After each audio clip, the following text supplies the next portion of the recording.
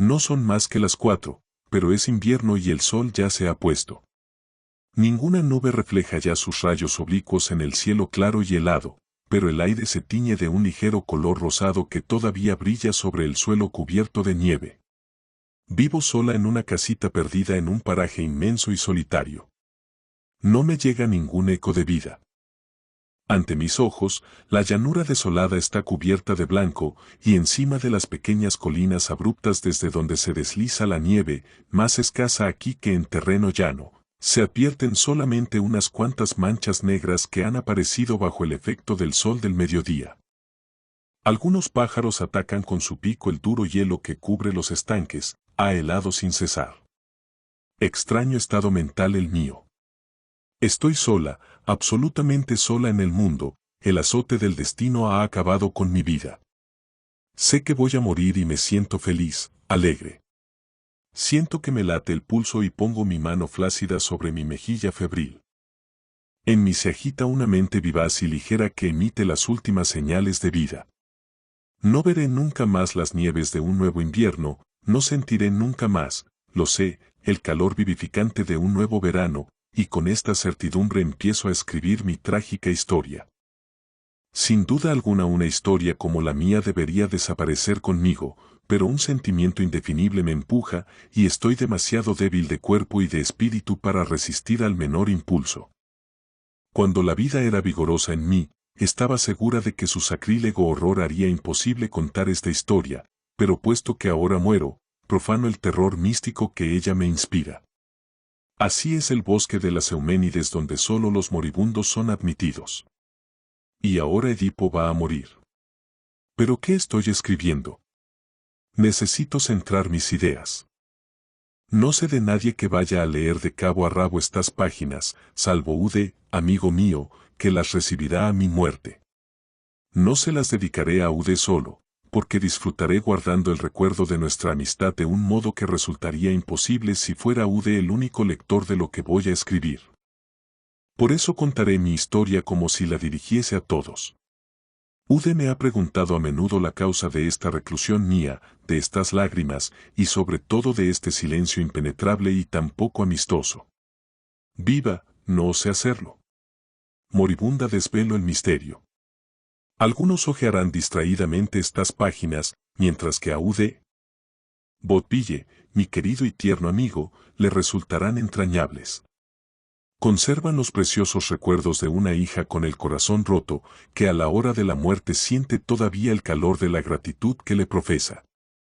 Sí, lo sé, sus lágrimas caerán sobre estas palabras, que narran mis infortunios, y mientras siga con vida, le agradeceré su compasión.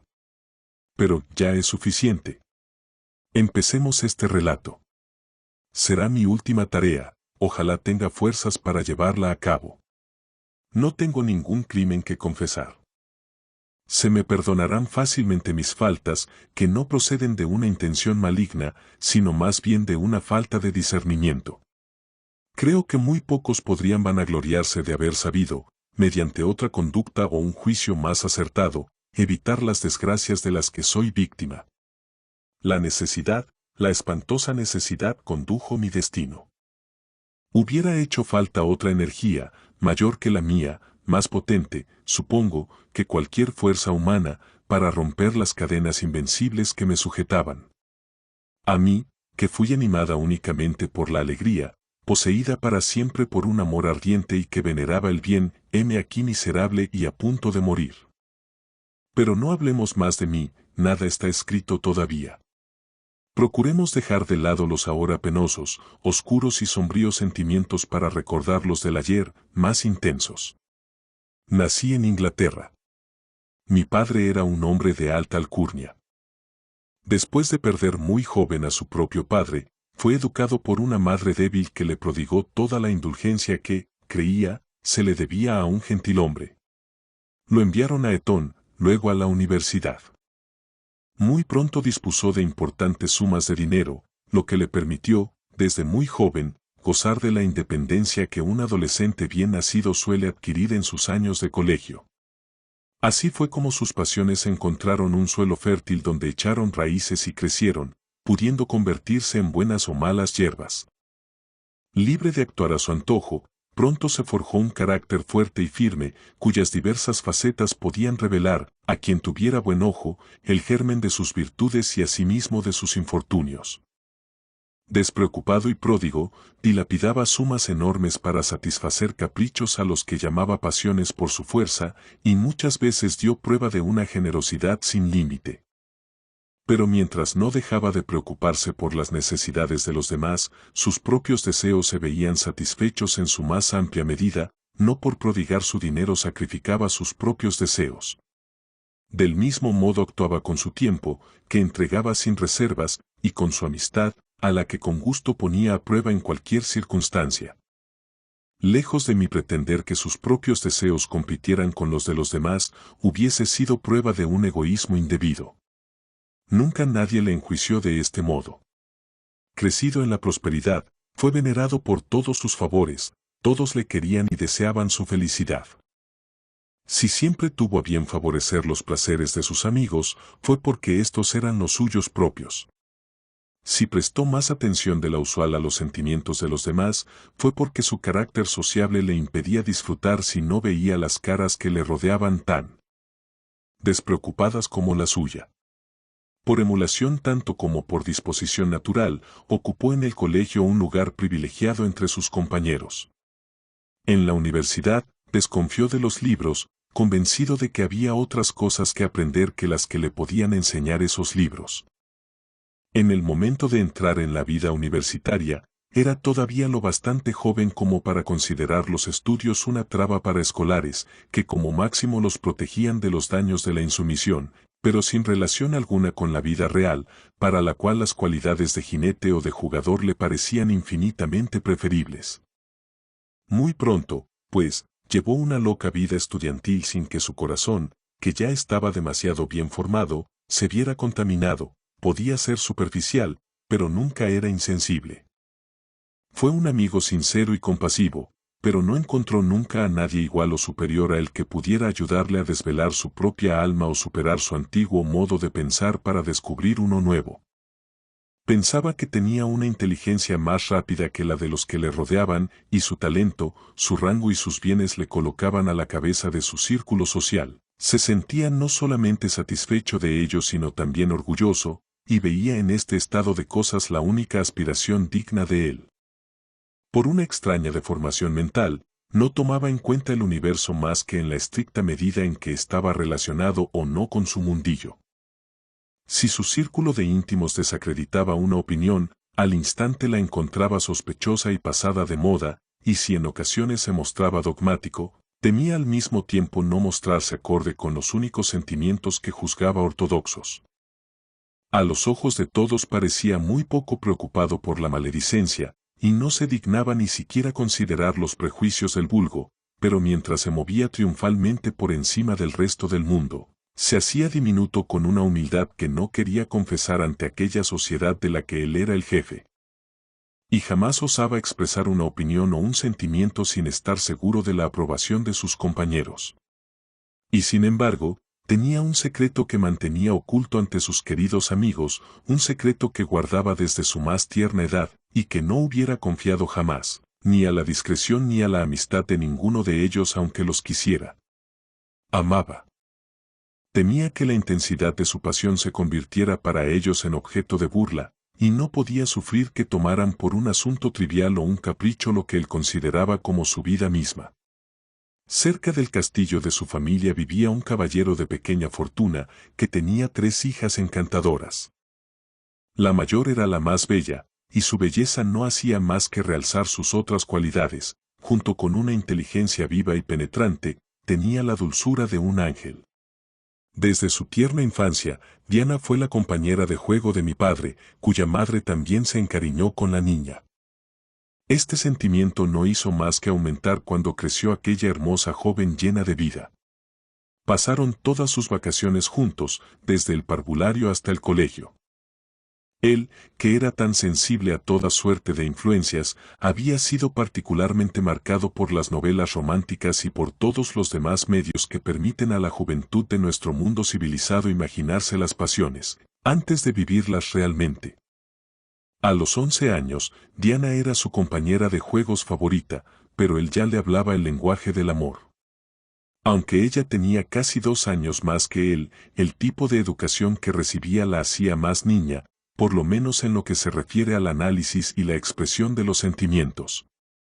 Aceptaba sus declaraciones con inocencia y se las retornaba sin saber lo que significaban, no había leído ninguna novela y había vivido solamente en compañía de sus hermanas más jóvenes. ¿Qué podía saber de la diferencia entre el amor y la amistad? Pero cuando su conciencia, al desarrollarse, le reveló la verdadera naturaleza de sus relaciones, sus sentimientos ya la habían comprometido con su amigo, y todo lo que pudo temer fue que la inconstancia, u otras tentaciones, le hicieran romper sus promesas infantiles. Pero aquellos sentimientos fueron incrementándose día a día en ardor y ternura. Era una pasión que había crecido junto con él, abrazando tan íntimamente cada una de sus facultades y de sus emociones que no podía apagarse sino con su vida. Solo sus dos corazones conocían aquel amor. Y aunque en este terreno, al igual que en otros muchos, temía el veredicto de sus compañeros, pues amaba a alguien con menos fortuna que él, nada pudo quebrantar ni un instante su determinación de unirse a ella, tan pronto como tuviera el valor necesario para afrontar dificultades que tenía la firme intención de superar. Diana era verdaderamente digna de su mayor afecto. Pocos podían presumir de un corazón tan puro, de una humildad de alma tan grande y tan poco fingida, y de una confianza total tanto en su integridad como en la de los demás. Desde su nacimiento, había llevado una vida retirada. Muy pequeña había perdido a su madre, pero su padre se había dedicado a su educación. Una multitud de ideas muy precisas influenciaron el sistema que adoptó a este respecto.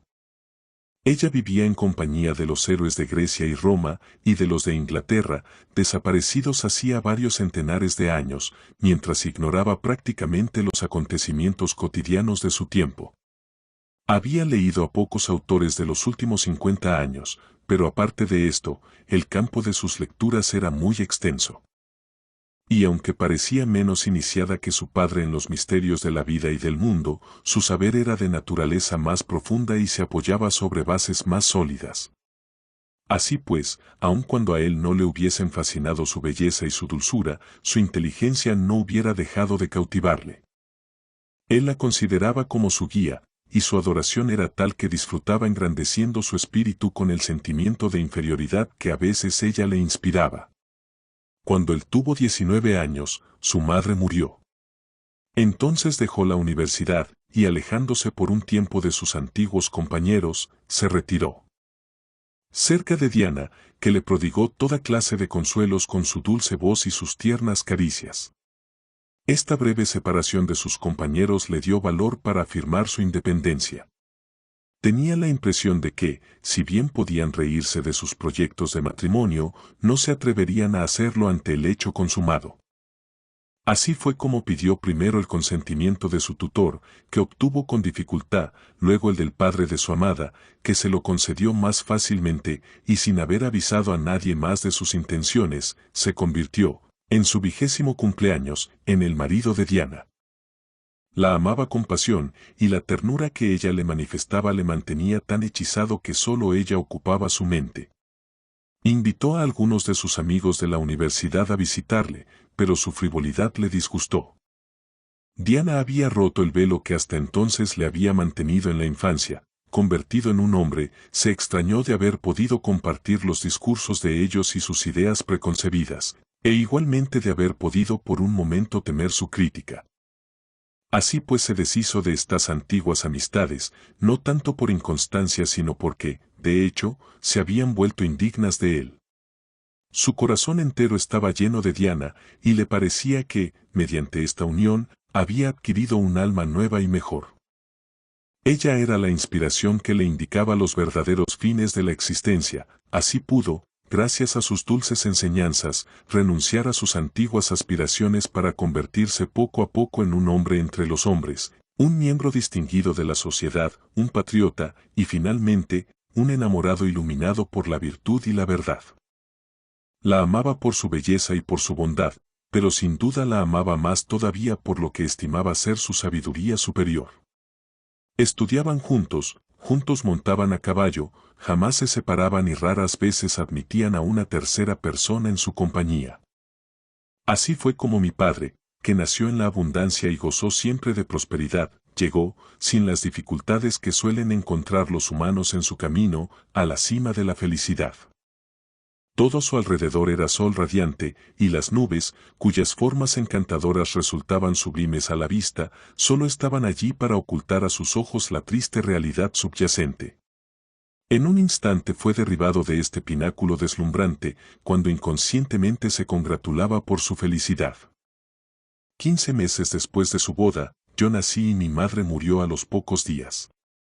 Una hermana de mi padre, hija de un primer matrimonio de su propio padre, se encontraba a su lado, tenía casi 15 años más que él. Cuando murió su padre, esta hermana fue a vivir con su familia materna, los dos hermanos se habían visto raras veces, y por su naturaleza, eran totalmente opuestos. Esta tía a la que confiaron mi custodia me contó muchas veces el efecto que tuvo esta catástrofe sobre el carácter fuerte y sensible de mi padre. Desde el instante en que murió mi madre hasta la hora de su partida, jamás se le oyó pronunciar una palabra. Se había hundido en la melancolía más sombría. Y no prestaba atención a nadie. A veces lloraba durante horas o se dejaba invadir por una desesperación terrible. Las cosas externas habían perdido su realidad para él, solo salía de su estado de postración y de muda desesperanza en una circunstancia, no quería verme de ningún modo. Si mi tía, para intentar despertar su sensibilidad, me llevaba a la habitación, él, que parecía no notar la presencia de nadie, se levantaba de un salto para salir, fuera de sí y furioso. Al cabo de un mes abandonó repentinamente la casa y, sin ningún criado, dejó el país sin informar a nadie por escrito o de palabra.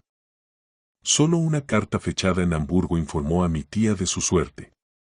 ¿Cuántas veces habré llorado sobre esta carta que fue, hasta mis 16 años, la única reliquia que me recordaba a mis padres? Perdonadme, decía, por el trastorno que inevitablemente os causo, pero mientras estuve en esta isla maldita donde todo respira el alma de la que he perdido para siempre, me sentí poseído por un maleficio. Ahora está roto, he dejado Inglaterra para muchos años, quizás para siempre. Pero para convenceros de que no me absorbe totalmente la preocupación por mí mismo, me quedaré en esta ciudad hasta que hayáis hecho, por carta, todos los arreglos que juzguéis necesarios. Cuando salga de esta ciudad, no esperéis recibir más noticias mías, debo romper todos los lazos que existen hoy. Que me convierta en vagabundo, en miserable proscrito, solo. En otra parte de la carta, hablaba de mí, en cuanto a ese pequeño ser desafortunado al que no he podido ver y que apenas me atrevo a evocar, la dejo bajo vuestra protección. Tened cuidado de ella, y queredla, algún día quizás pueda reclamárosla, pero el porvenir parece sombrío, haced pues que el presente le sea grato. Mi padre se quedó 3 meses en Hamburgo. Cuando dejó esa ciudad, cambió de nombre, y mi tía no pudo averiguar nunca el que adoptó, indicios ínfimos le hicieron pensar que viajaba hacia Alemania, Hungría y Turquía. Así pues, aquella personalidad elevada, que había suscitado tanto interés y tan vivas esperanzas en todos los que le habían conocido y habían podido apreciarle, desapareció repentinamente, como si hubiera muerto. A partir de aquel momento, no existió más que para sí mismo. Sus amigos solo guardaron de él una brillante visión desaparecida para siempre jamás. El recuerdo de lo que había sido se fue borrando con los años, y aquel que fue, en un momento dado, parte de ellos y de sus esperanzas, dejó de pertenecer al mundo de los vivos. Capítulo 2. Ahora hablemos de mí. De los primeros momentos de mi vida poco hay que decir, y seré breve. Pero permítanme que me extienda un poco sobre los años de mi infancia. Así se verá, una vez defraudadas mis esperanzas, lo que fue la vida para mí, y cómo, habiéndose desvanecido el único afecto que me fue dado, mi existencia se apagó junto con él. Dije ya que mi tía era muy diferente de mi padre. Creo que, sin la menor huella de maldad, tenía el corazón más frío que cualquier ser en el mundo, estaba totalmente incapacitada para el cariño.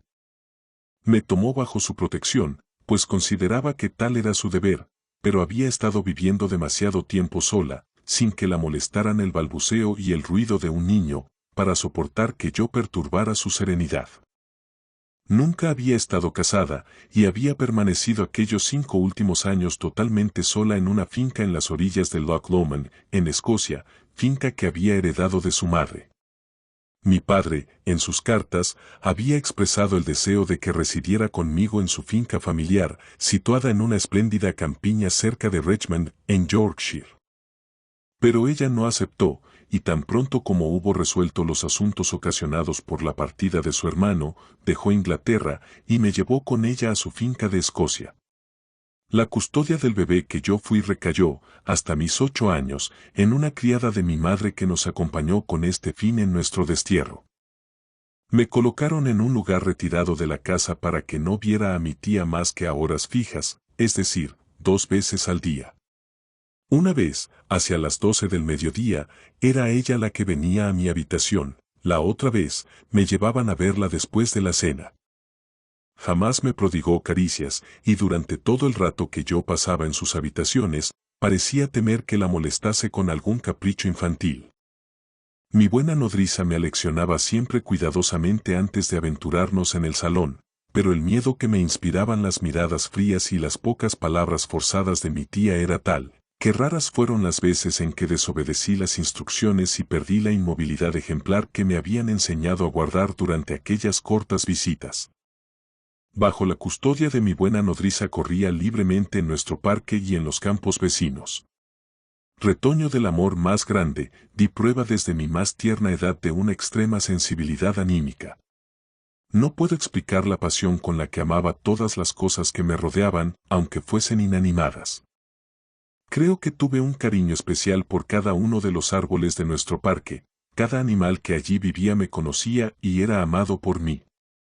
La eventualidad de su muerte llenaba de dolor mi corazón de niña.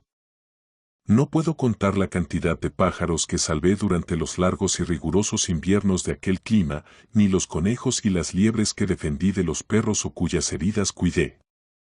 Tenía 7 años cuando mi nodriza me dejó. Ahora no recuerdo la razón de su partida, si es que la supe alguna vez. Ella volvió a Inglaterra, y las amargas lágrimas que vertió al irse fueron durante muchos años las últimas que vi verter por mi causa. Mi pesar fue terrible, pues era mi única amiga en el mundo.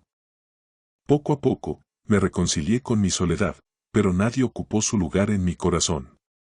Habitaba un país desolado donde no había nadie a quien glorificar y muy poco que amar.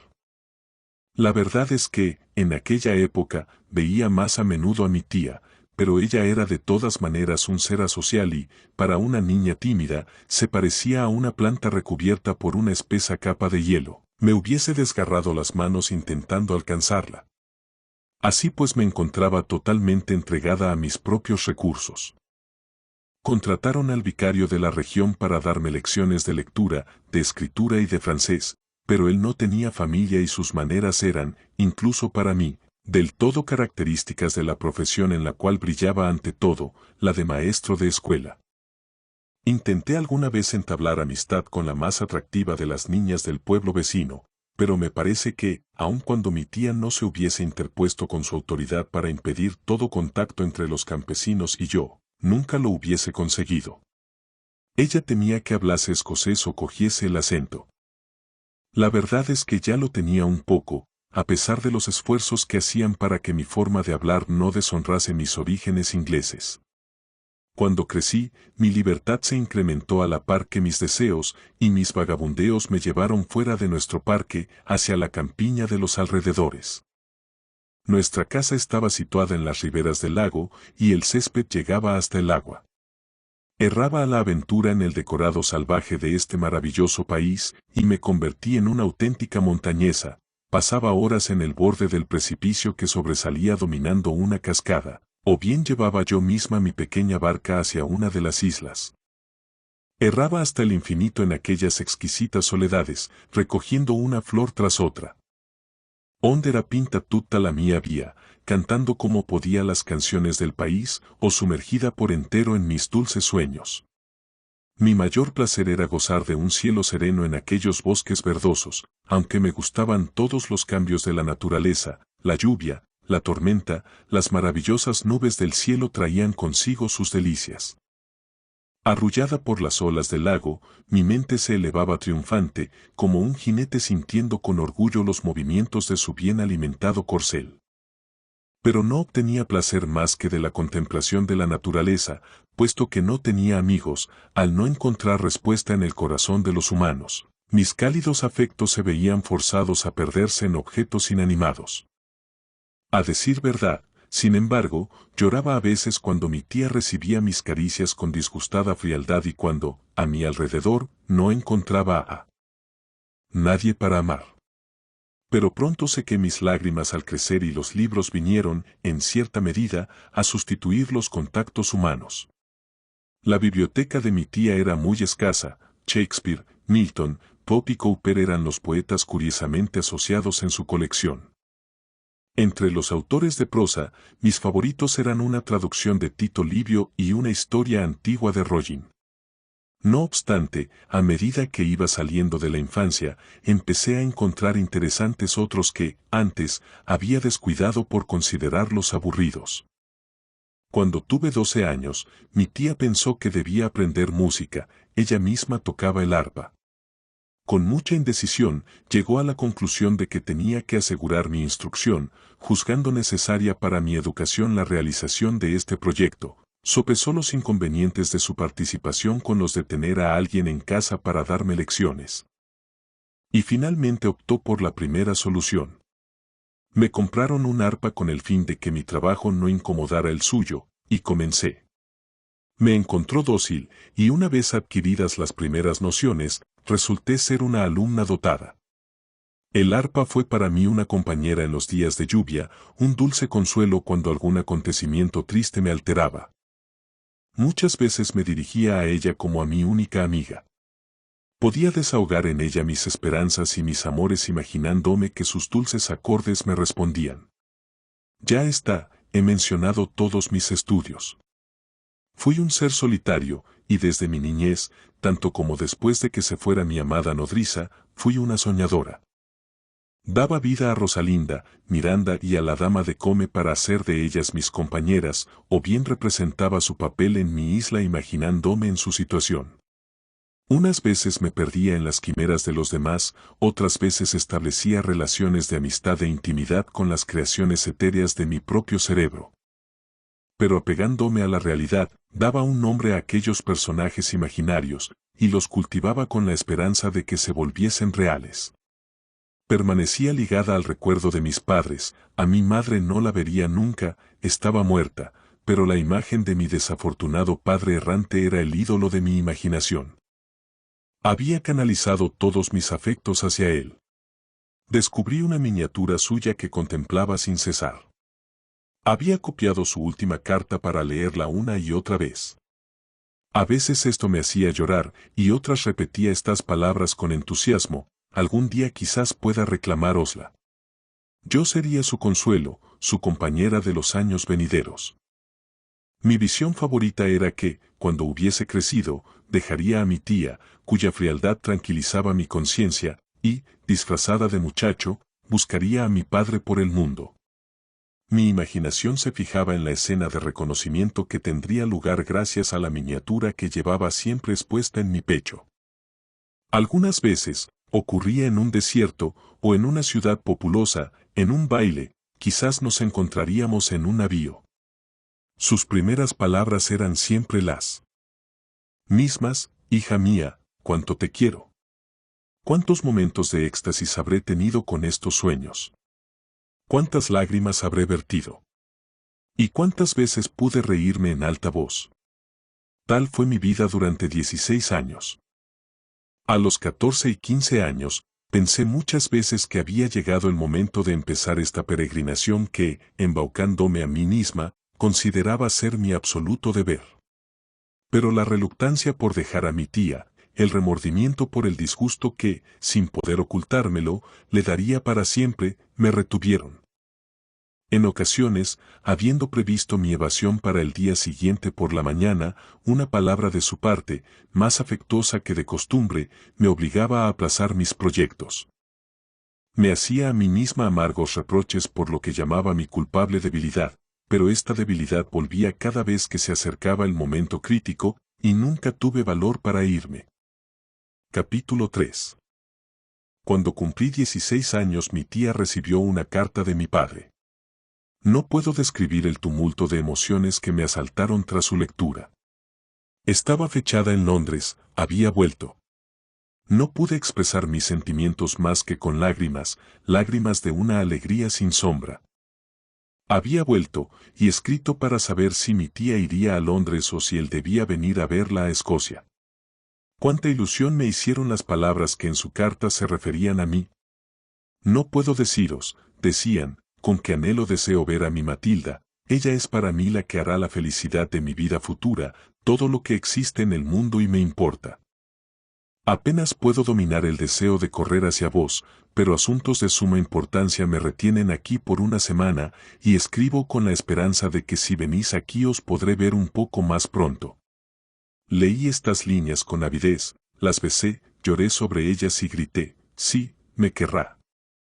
Mi tía no quiso emprender tan largo viaje, y 15 días más tarde, recibimos otra carta de mi padre, fechada en Edimburgo, decía que estaría con nosotras 3 días después. Cuanto más se acercaba, escribía, más ardiente se hacía su deseo de verme, e intuía que el momento en que me tomase en sus brazos sería el más feliz de su vida. Cuán duros me resultaron aquellos días.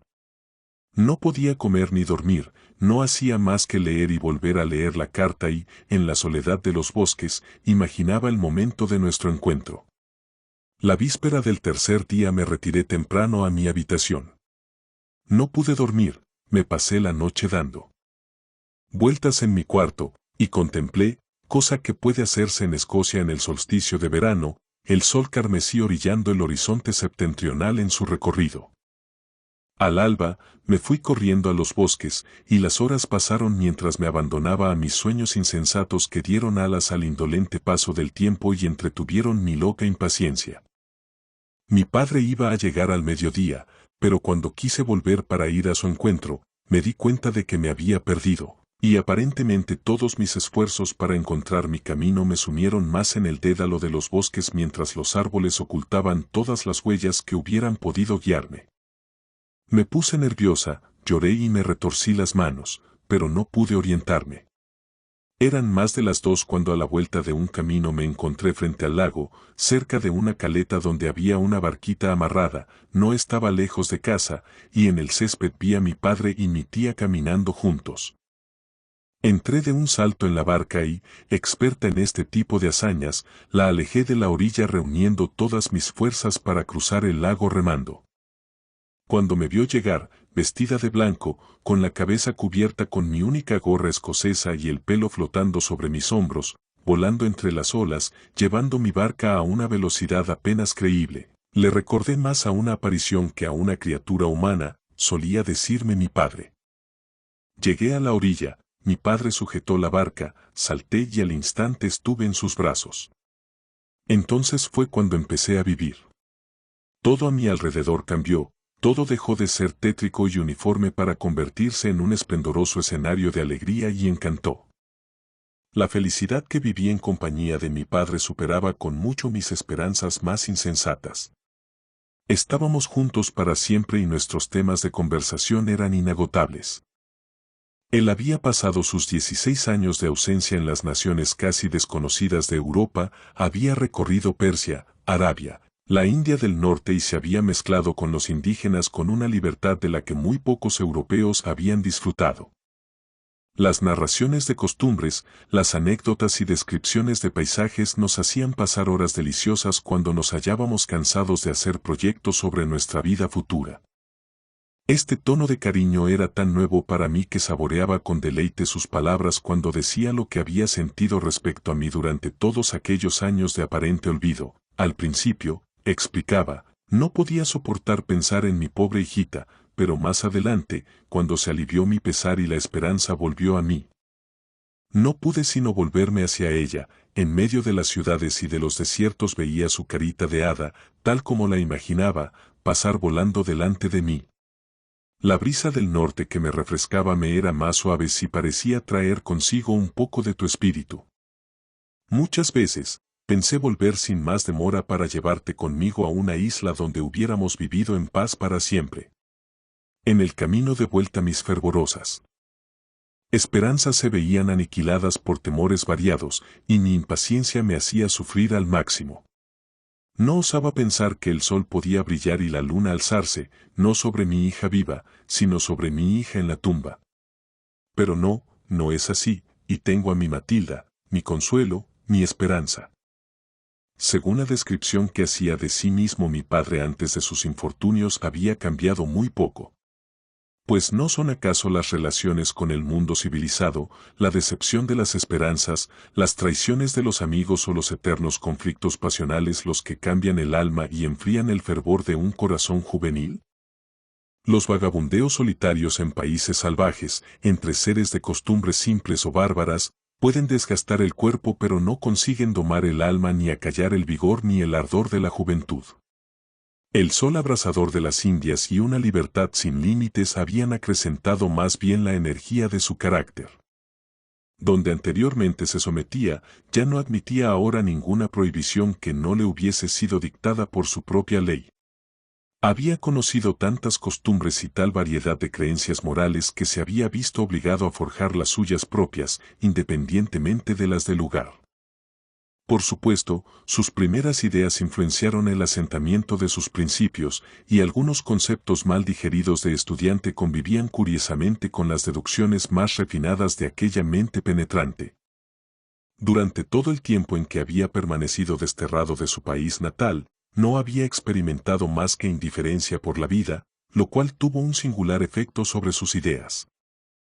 Comparados con los de su juventud, todos aquellos años pasados en el extranjero le parecían curiosamente irreales, todo el tiempo que había pasado fuera de Inglaterra le parecía un sueño, mientras que todo lo que animaba su espíritu y conservaba su afecto pertenecía a los acontecimientos y a los seres que habían existido 16 años antes.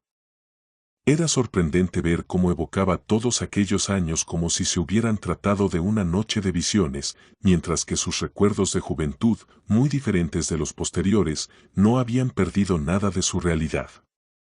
Hablaba de mi madre como si hubiese estado viva algunas semanas antes, no porque manifestara un dolor agudo, sino porque la descripción de lo que era, los relatos y las anécdotas que a ella se referían poseían una vida y una nitidez que así lo hacían creer.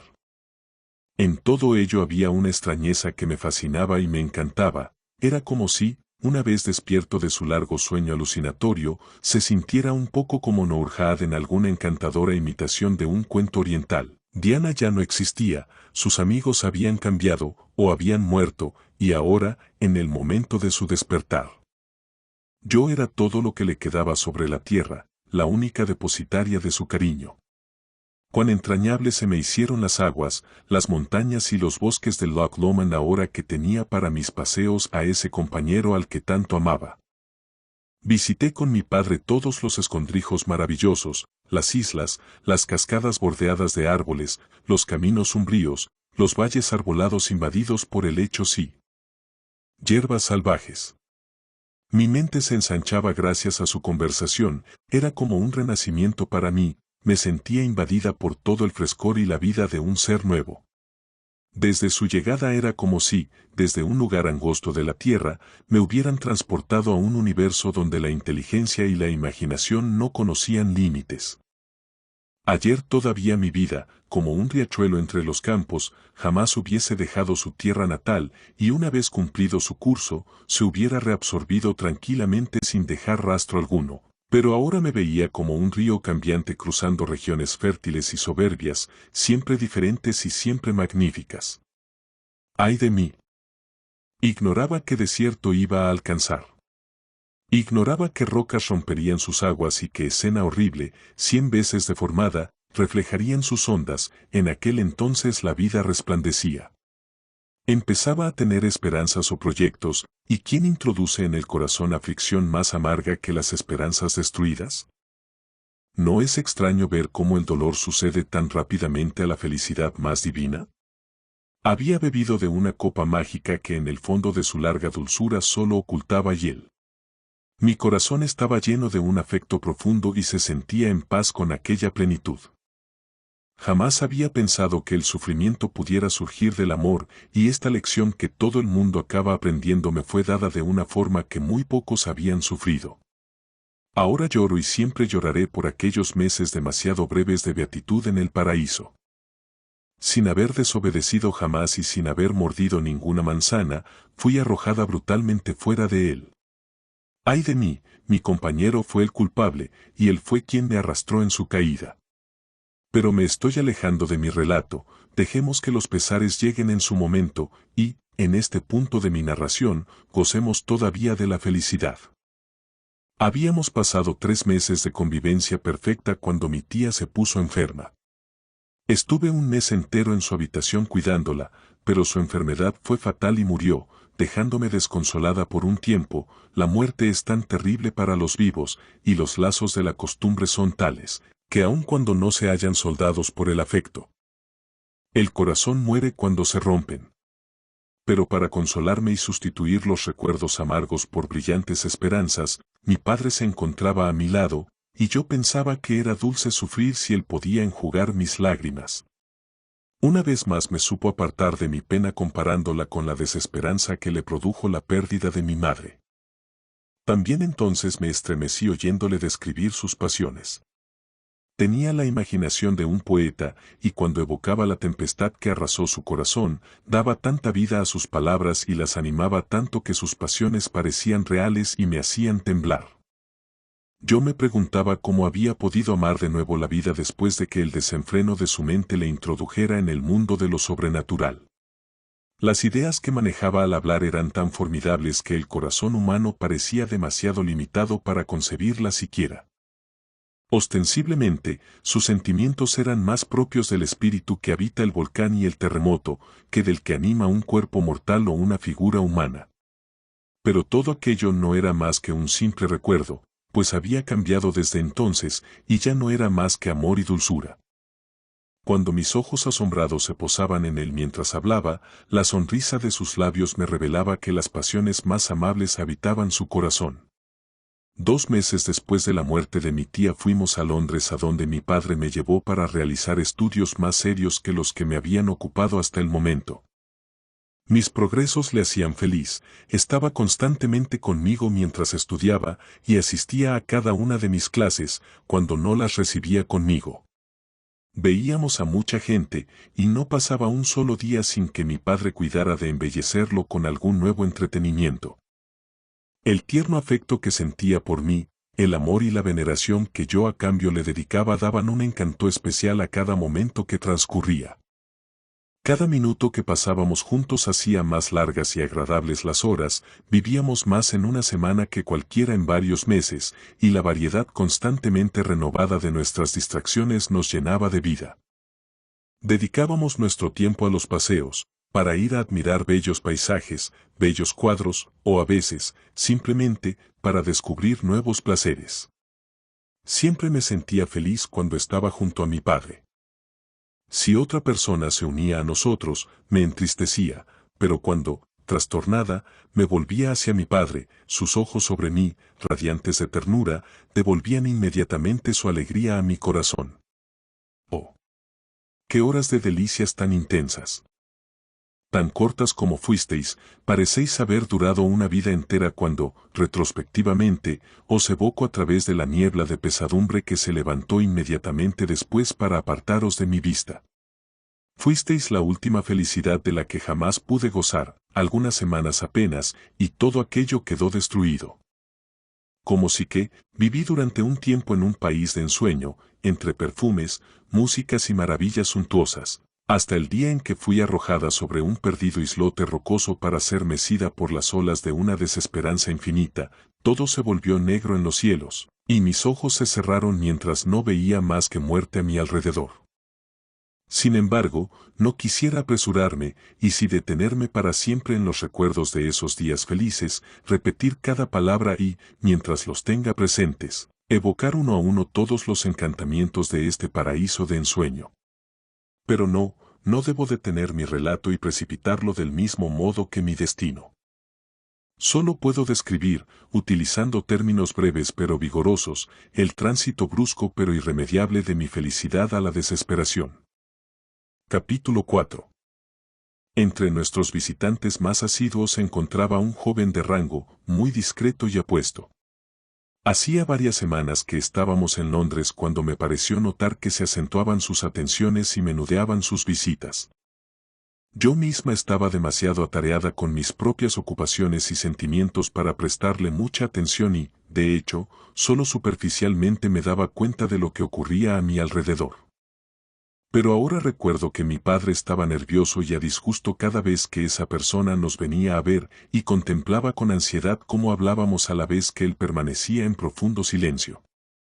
De hecho, esas ridículas visitas cesaron bruscamente, y es en ese momento en el que situaré el cambio de mi padre, cambio cuyo recuerdo me hace temblar y me sumerge en la más profunda de las penas. Mi caída desde la felicidad a la desesperación no fue progresiva, no, fue tan repentina y fulgurante como el relámpago. ¡Ay de mí! Donde antes encontraba sonrisas, ahora surgían miradas severas. Él, mi amado padre, me evitaba y me trataba con rudeza o con una frialdad que me rompía aún más el corazón. Nunca más volvimos al dulce consenso y, cuando intentaba hacerle volver a mí, su cólera y los horribles sentimientos que dejaba entrever me reducían al silencio y a las lágrimas. Todo esto llegó de repente. La vigilia habíamos pasado el día los dos solos en el campo donde, recuerdo, estuvimos hablando de los futuros viajes que haríamos juntos. Nuestras voces y gestos testimoniaban un ardiente placer que nacía de nuestro profundo amor mutuo y de una confianza sin límite.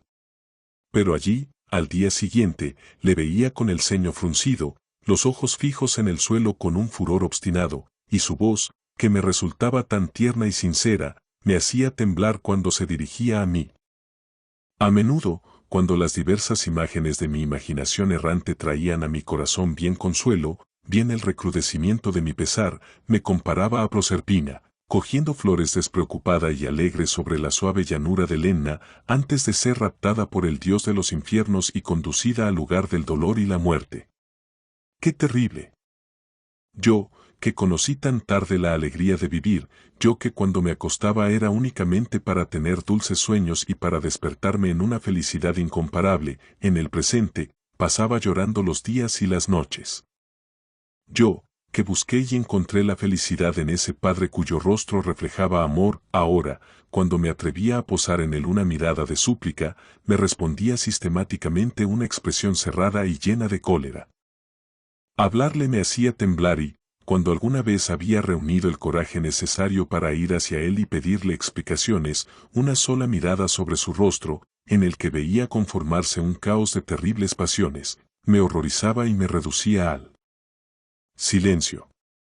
Fui brutalmente arrojada desde el paraíso a la tierra, como un gorrión espantado por un halcón. Mis ojos estaban bañados en lágrimas y mi espíritu confundido por la súbita aparición del dolor. Los días se sucedían marcados únicamente por mis quejas y mis lloros. De vez en cuando, volvía a tener algo de valor rezando en vano para que el paso de la felicidad a la desgracia fuera un poco más clemente, o para que no se me rehusara el permiso de morir y desaparecer para siempre, barrida por ese hado funesto que me había golpeado. Pues ¿qué haría yo aquí como una flor que se marchita, herida sin cesar por las palabras amargas de aquel cuyo ardor debería volver a dar la vida a mi corazón en el llanto? A veces me decía, todo esto es a causa de un sortilegio contra el que debo luchar, mi padre ha sido cegado por una visión maligna de la que le he de librar. Entonces, igual que David, intentaba vencer su mal espíritu con la música, y una vez en que me hallaba cantando y elevé mis ojos hacia él vi los suyos llenos de lágrimas, sus músculos parecían relajados. Me precipité sobre él con un grito de alegría y me lancé a sus brazos, pero me rechazó brutalmente y se fue. A partir de ese incidente, su expresión se hizo todavía más sombría y su severidad más amarga. Podría explicar gran número de incidentes reveladores del desarreglo incomprensible de su espíritu, pero solo mencionaré uno, que tuvo lugar mientras estábamos en compañía de otras personas.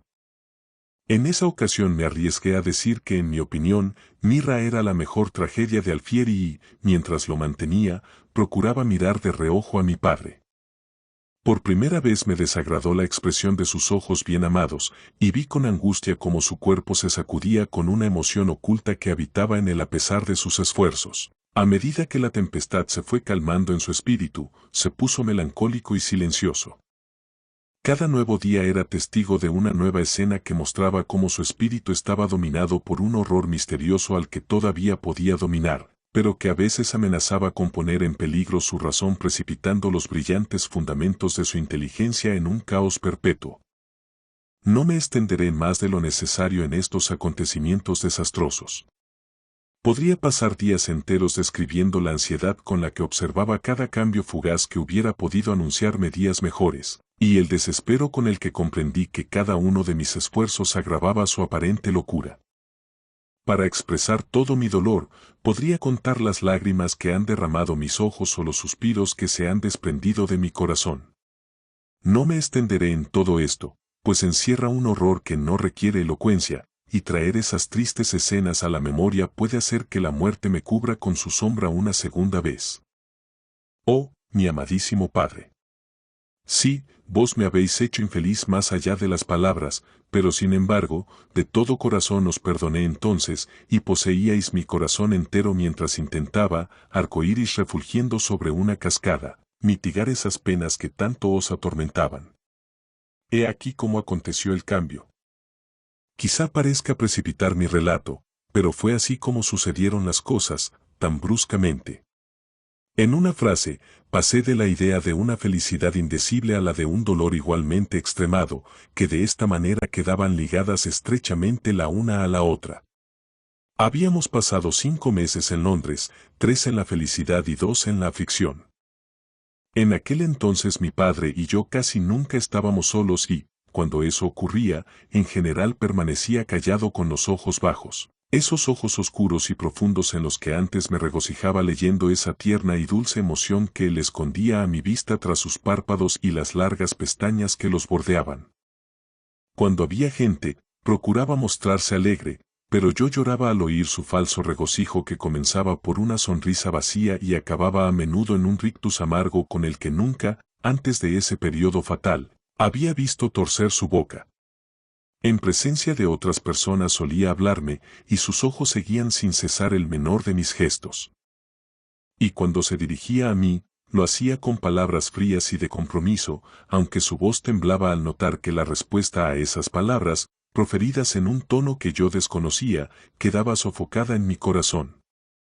Pocos eran los días de apacible melancolía y con frecuencia eran interrumpidos por arrebatos de pasión que me transportaban, como a un barco perdido en un mar de elementos desencadenados, en busca de un remanso en el que resguardarme, pero era de mi puerto natal de donde soplaban los vientos que me arrastraban lejos, muy lejos.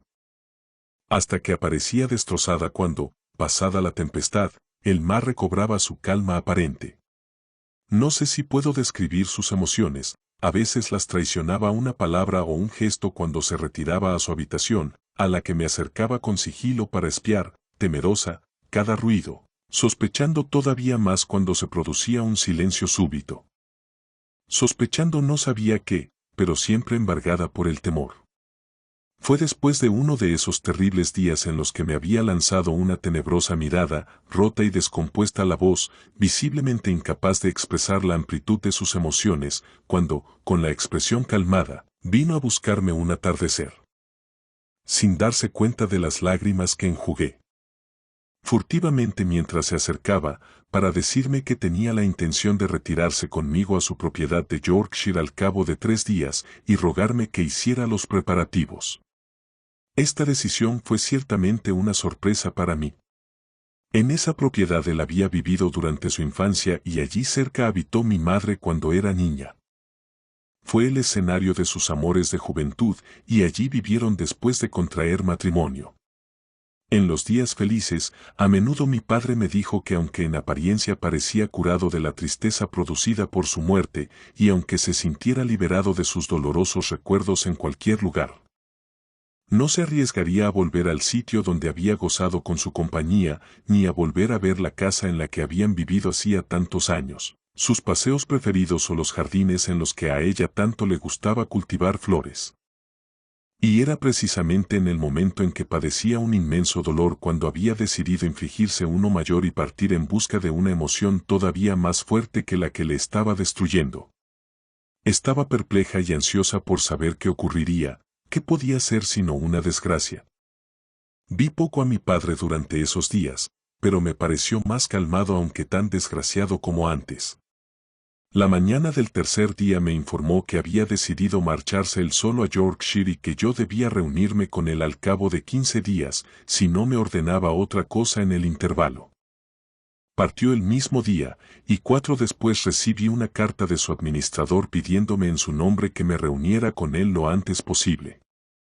Después de haber viajado día y noche, llegué con el corazón inquieto pero, sin embargo, lleno de esperanzas. ¿Por qué me habría llamado si sus intenciones fueran las de evitarme y manifestarme la misma aversión que la que me mostró en Londres? Nos encontramos a 12 leguas de la casa. Tenía un aspecto triste. Durante un momento pareció contento de verme, pero luego, como si deseara no traicionar sus sentimientos, se reprimió. Permaneció en silencio durante el viaje aunque su actitud era más amable que días antes y me pareció ver en sus ojos una dulzura que me dio esperanzas. Al llegar, después de un pequeño descanso, me condujo a la casa para mostrarme las habitaciones en las que había vivido mi madre. Aunque hubieran pasado 16 años desde su muerte, no había cambiado nada. Su costurero, su escritorio estaban intactos, y en su dormitorio un libro permanecía sobre una mesa tal como ella lo había dejado. Mi padre me explicaba estos detalles con una expresión seria e impasible, sin que sus ojos profundos y límpidos se fijaran en mí más que breves instantes, pero en su mirada había algo extraño y terrible que acabó por hacerme llorar muy a mi pesar. No intentó consolarme, pero vi que sus labios temblaban y que los músculos de su cara se agarrotaban.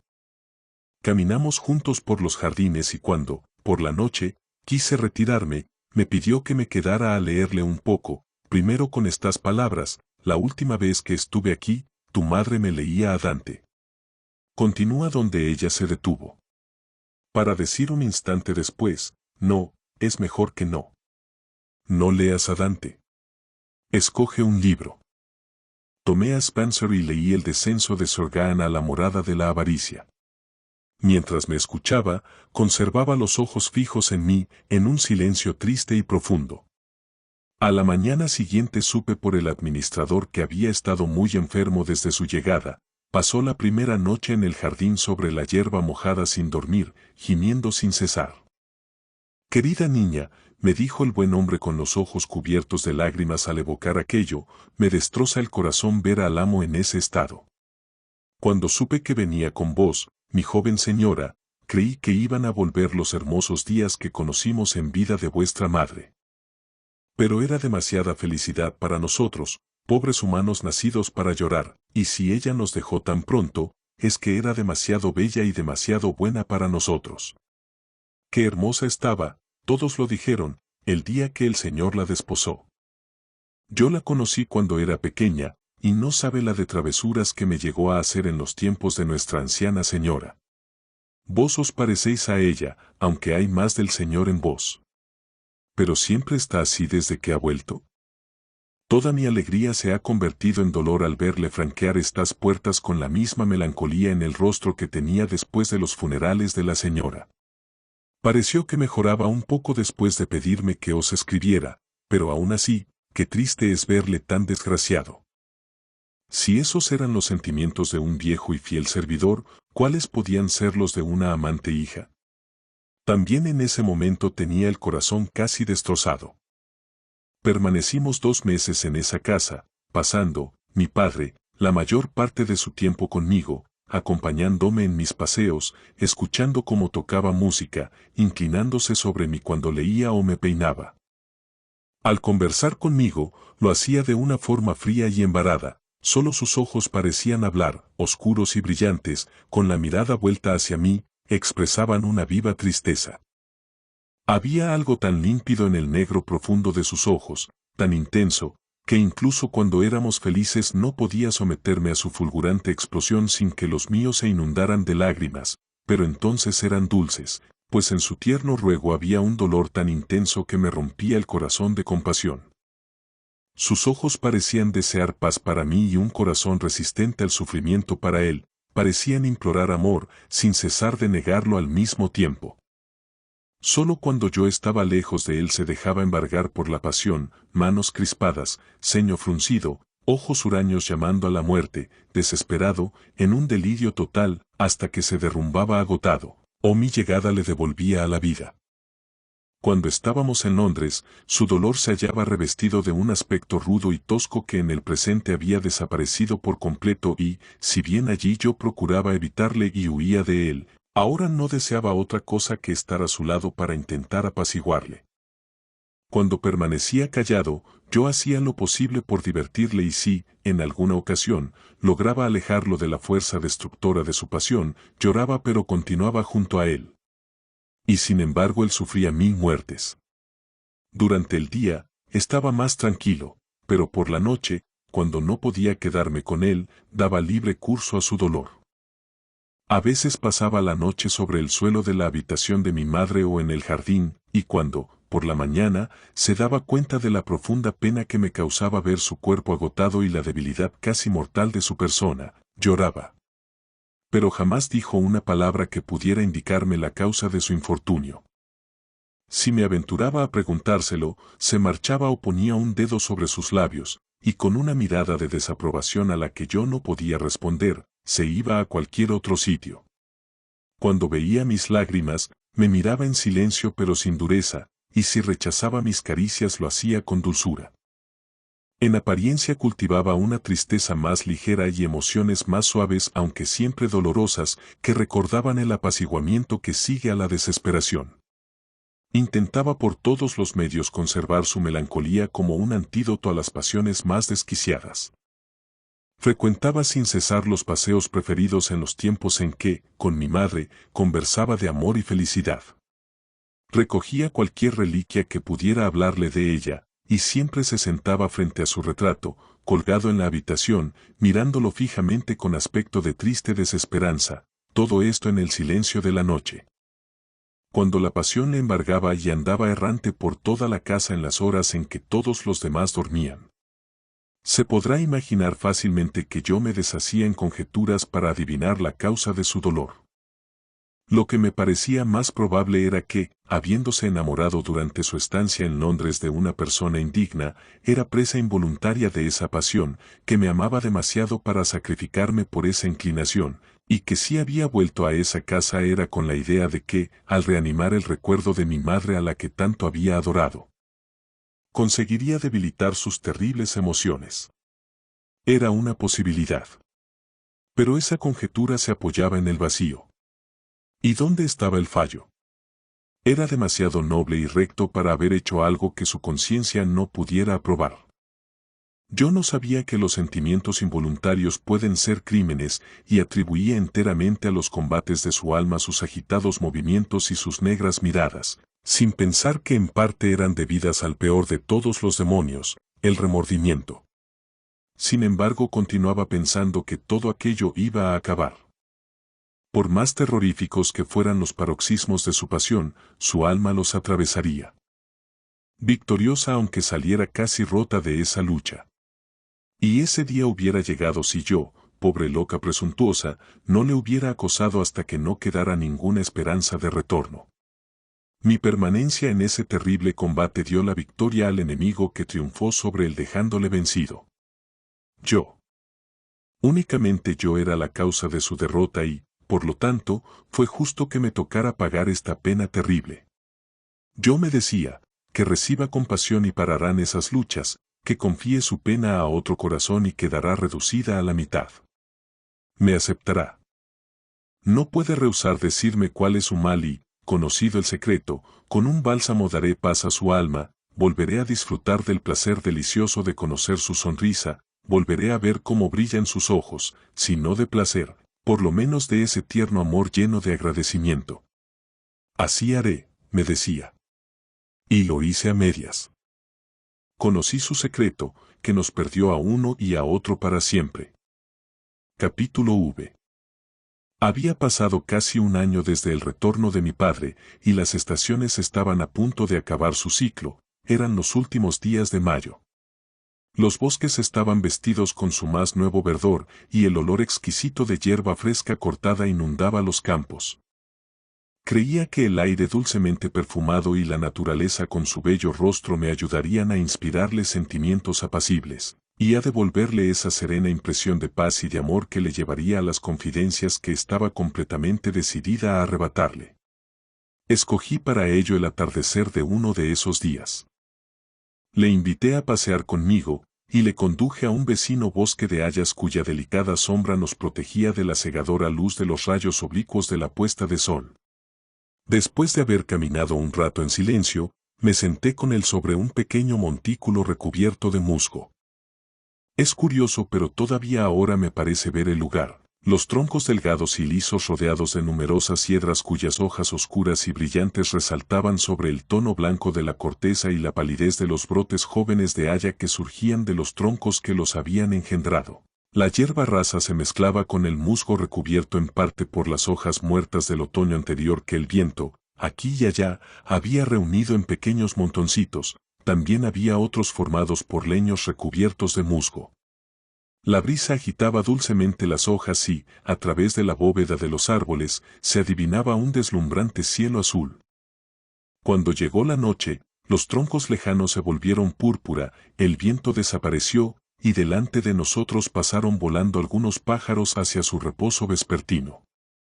Estábamos sentados allí los dos, en ese apacible lugar que, de no haber sido escenario de esas extrañas pasiones, hubiera podido ser un paraíso para nosotros, y al hablar de ese pasado, ese terrible pasado que destrozó nuestras almas, ¿cómo no extrañarse de que lo recuerde tal como era, de que su serenidad me proporcionara calma y me inspirara, más allá del coraje, las palabras adecuadas?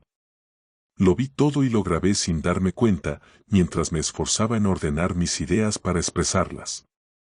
El corazón me latía cuando me preparaba a hablarle y, aunque estaba firmemente decidida a que no me rechazara, temblaba pensando en el efecto que mis palabras le causarían. Finalmente, después de una larga duda, comencé. Vuestra gentileza hacia mí, queridísimo padre, y el cariño, el enorme cariño que me manifestasteis tras vuestro retorno, espero que excusarán la libertad que me tomo al dirigirme a vos sin duda como una hija cariñosa, pero también con el lenguaje franco de un amigo y de un igual. Os ruego que me perdonéis y me prestéis atención. No os apartéis de mí, no mostréis impaciencia. Podéis hacerme callar, pero mi corazón estalla, y no sabría cómo continuar soportando en adelante la incertidumbre que me mata y que ha marcado mi suerte en estos últimos 4 meses. Escuchadme, amigo querido, y dejadme ganar vuestra confianza. ¿Aquellos felices días de mutuo amor deben ser para mí un sueño que nunca ha de volver? ¡Ay de mí! Vos tenéis un dolor secreto que nos destruye a los dos, debéis dejarme alcanzar ese secreto. Pero decime, ¿no hay algo que yo pueda hacer? Bien sabéis que no hay sobre la tierra ningún sacrificio al que yo no consintiera, ningún empeño que no quisiera emprender, si ello me proporcionara la menor esperanza de dulcificar vuestra pena. Pero si ninguno de mis esfuerzos puede contribuir a vuestra felicidad, dejadme al menos conocer vuestro dolor, para que, con mi sincero amor y verdadera compasión, pueda, con mano segura, calmar vuestra desesperación. Temo que mis palabras sean muy comedidas, lo que ocurre es que mi corazón se desborda con el deseo apremiante que tengo de llevar la calma tanto a vuestros pensamientos como a vuestras miradas. Pero tengo miedo de agravar vuestra pena o de suscitar en vos esa cólera y ese enfado que me matan. Vamos, dejad por un momento de mirar al suelo, levantad los ojos hacia mí, pues en ellos puedo ver vuestra alma. Habladme y perdonad mi audacia. ¿No soy yo acaso el ser más desgraciado de la tierra? La emoción me había dejado sin aliento e hice una pausa fijando en mi padre mis ojos ardientes, no sin antes haber apartado las lágrimas inoportunas que los habían velado. No levantó los suyos, pero, después de un breve silencio, replicó en voz baja. Con seguridad sois presuntuosa, Matilda, presuntuosa y muy temeraria. Un corazón como el mío abriga pensamientos secretos, torturas escondidas que vos no deberíais intentar conocer. No sabría deciros cómo aumenta mi pena el saber que soy causa de tormentos para vos, pero todo esto acabará y pronto volveremos, espero, a estar como hace unos meses. Calmad vuestra impaciencia o podríais empeorar lo que estáis intentando sanar. No volváis a hablarme nunca más como lo acabáis de hacer, esperad paciente y sumisa lo que va a ocurrir. Sí, eso es. Repliqué yo con fuerza, voy a ser paciente y nunca más volveré a ser presuntuosa ni temeraria, sí, contemplaré cómo sufre 1000 muertes, cómo llora, cómo se desespera mi padre, mi único amigo, mi esperanza, mi abrigo, con los brazos cruzados y los ojos bajos. Vos no sois franco conmigo, lo que decís no es leal, no, todo esto no va a acabarse un día sino que durará eternamente si vos no os dignáis abriros a mí y recibir mi consuelo. Querido, queridísimo Padre, tened piedad de mí y perdonadme, os suplico que no me dejéis en la desesperación, no debéis rechazarme. No importa la tortura que me cause conocerlo, hay algo que debéis decirme. Os lo pido, os pregunto lo más solemnemente posible si soy yo de alguna forma la causa de vuestro infortunio. ¿No veis las lágrimas contra las que lucho en vano? ¿Escucháis sin enterneceros mi voz entrecortada por los sollozos? Notad cómo tiemblan mis manos. Pongo mi corazón en lo que voy a deciros, no intentéis hacerme callar mediante palabras que no sirven de nada. La duda que me acosa me sitúa en la agonía y vos debéis contestarme, a eso os conjuro, por el amor que me profesasteis en otros días y que ahora se ha perdido, yo os requiero a que me contestéis a esta única pregunta. ¿Soy yo la causa de vuestros infortunios? Levantó los ojos del suelo, aunque los conservó apartados de mí, y respondió. Ya que me habéis conjurado, voy a responderos a esa pregunta desquiciada. Sí, vos sois la única y mortal causa de todo lo que sufro y sufriré hasta mi muerte. Ahora, tened cuidado, no digáis una sola palabra más y no me empujéis a perderos. Estoy siendo golpeado por la tempestad, sin raíces, perdido, mientras que vos sois joven y vuestras pasiones están en paz. Una sola palabra más os llevaría a la ruina. Y sin embargo esa palabra baila sobre mis labios, el espantoso abismo. Pero, yo os conjuro, tened cuidado. Oh, mi muy querido amigo, exclamé, no temáis nada. Decid esa palabra que traerá la paz y no la muerte. En cuanto a ese abismo, si es que existe, nuestro mutuo amor nos dará alas para franquearlo, y en el otro lado hallaremos flores, hojas y delicias. Me lancé a sus pies, tomé sus manos, hablad, sí, y seremos felices. No habrá más dudas, más horribles incertidumbres. Creedme, mi amor sabrá acallar vuestras penas. Decid esa palabra, alejaréis cualquier peligro, y nos amaremos el uno al otro para siempre, como antes. Arrancó sus manos de las mías y se levantó de un salto presa de la más violenta emoción. ¿Pero qué queréis decir? No sabéis lo que decís. ¿Por qué provocarme, torturarme, tentarme, matarme? Sería mejor tanto para vos como para mí que, en vuestra frenética curiosidad, me arrancarais el corazón del pecho para leer los secretos en la sangre que se escapase gota a gota. Me consolaríais entonces reduciéndome a la nada. Pero no puedo soportar vuestras palabras, me van a volver loco, verdaderamente loco, me harán decir despropósitos. Los creeréis, y estaremos perdidos uno y otro para siempre. Os lo aseguro, estoy al borde de la locura. ¿Por qué, hija cruel, queréis empujarme más adelante? Tendréis remordimientos y causaréis mi muerte. Al evocar estas palabras, me asombro de mi loca obstinación y no sé a ciencia cierta qué irresistibles sentimientos me empujaron con tanta fuerza. Sin duda debió de ser que, al haber comenzado con la intención firme de no ser rechazada, perseguía mi fin a cualquier precio, sin sopesar, como debía, el alcance de sus respuestas. Llevada por la pasión, lo conduje con mi desquiciada inconsciencia hacia el abismo que tanto temía y repuse así a sus prudentes palabras. Vos me asustáis, es cierto, querido padre, pero no hacéis sino confirmarme en mi deseo de poner fin a todas mis dudas. No me dejaré disuadir así como así. ¿Creéis que es posible vivir de esta forma, día tras día, en este horrible temor, con una espada suspendida sobre mi corazón? Por una palabra. Os suplico que me digáis esa terrible palabra, aunque se convierta en el rayo exterminador, decidla. Dios mío, ¿qué es lo que me ocurre? Hace solo unos meses yo creía serlo todo en la vida para vos, creía que no existía ni una felicidad ni un dolor en el mundo que vos no compartierais con vuestra Matilda, vuestra hija. Esos tiempos felices han terminado, lo que más he temido en este mundo ha llegado y, en la desesperanza de mi corazón, veo lo que no podéis esconder, ya no me queréis. Os lo suplico, Padre mío, ¿no se ha adueñado de vuestro corazón una pasión desnaturalizada? ¿No soy yo el gusano más miserable de este mundo?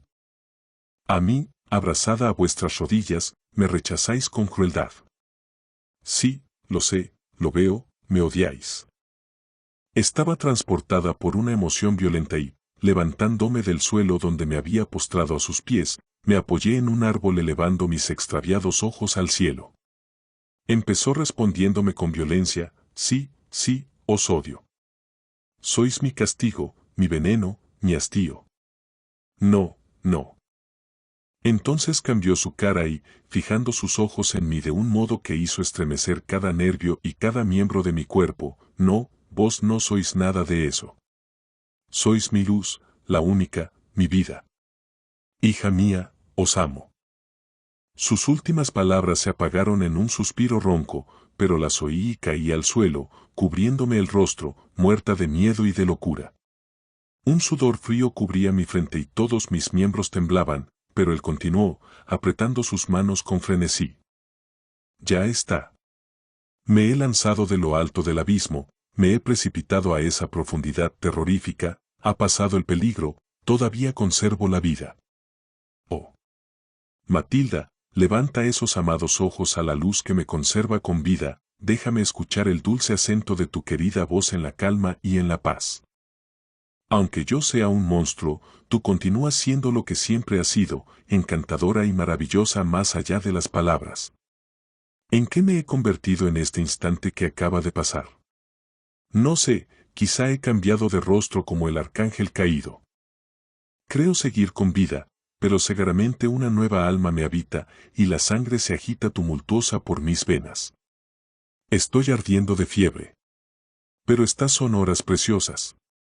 Aunque yo sea un demonio, mi Matilda está todavía delante de mí. La amo como ninguna mujer fue amada, y ahora lo sabe, y escucha estas palabras que, loco como estaba, creía que la llevarían a la muerte. Ven, ven, lo más terrible ya ha pasado. Han acabado los dolores, las lágrimas y la desesperación, ¿no eran esas las palabras que tú decías? Hemos franqueado el abismo del que te hablaba y ahora, escúchame Matilda, ¿vamos a encontrar flores, hojas y delicias, o es el infierno, el fuego y las torturas? Oh. Querida mía. Me siento arrastrado y no puedo sostenerme más. Sí, seguro, es la muerte que llega. Deja que ponga la cabeza junto a tu corazón y que muera en tus brazos. Cayó desvanecido en el suelo mientras que, casi sin vida como él, yo le miraba fijamente, llena de desesperación.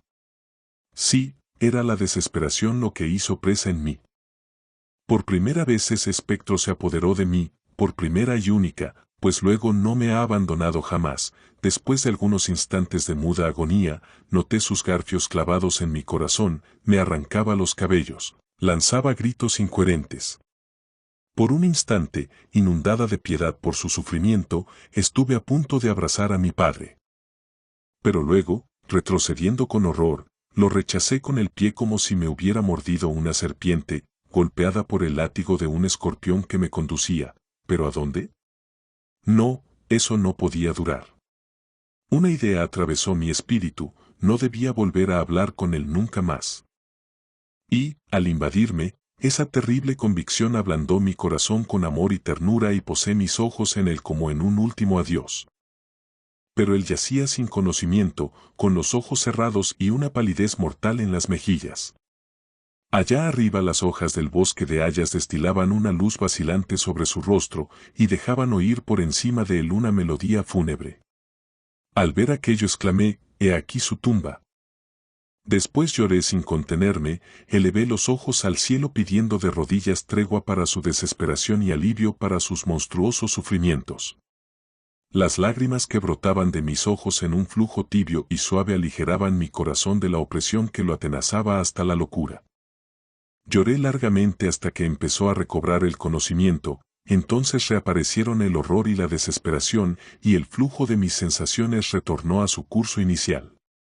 Presa de un terror incontenible, me puse en pie de un salto para huir en loca carrera por los senderos del bosque, por los campos, hasta que, casi muerta, conseguí alcanzar la casa en la que, después de ordenar a los sirvientes ir a buscar a mi padre al lugar que les indiqué, me encerré en mi aposento.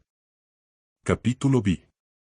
Mi habitación estaba en una zona apartada de la casa, dominando el jardín, de forma que no le llegaba ningún ruido de los otros ocupantes. Fue allí, en una soledad absoluta, donde lloré durante varias horas.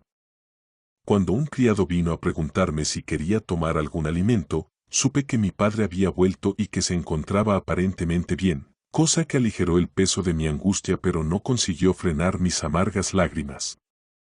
Al principio venían a mi espíritu recuerdos de los meses de felicidad, tan distintos de mi actual desesperación, que calmaban la opresión de mi corazón con palabras, gemidos y suspiros surgidos del alma.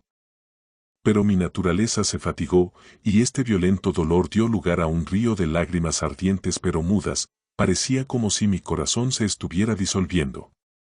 No me retorcí las manos ni me arranqué los cabellos, no lancé gritos insensatos. Pero al igual que Boccaccio describe el intenso y apacible dolor de Sigismunda sobre el corazón de Guiscardo, me senté con las manos entrelazadas y, en silencio, dejé que de mis ojos fluyeran lágrimas sin freno alguno. La profundidad de mi emoción era tal que no tenía idea de lo que causaba mi angustia y dejé que mis pensamientos vagaran, acá y allá, sobre multitud de objetos indiferentes. Y, sin moverme ni mudar mi rostro, dejé que manaran lágrimas hasta que, poco a poco, se fueron secando como las fuentes que se agotan y salí del ensueño para volver a la vida.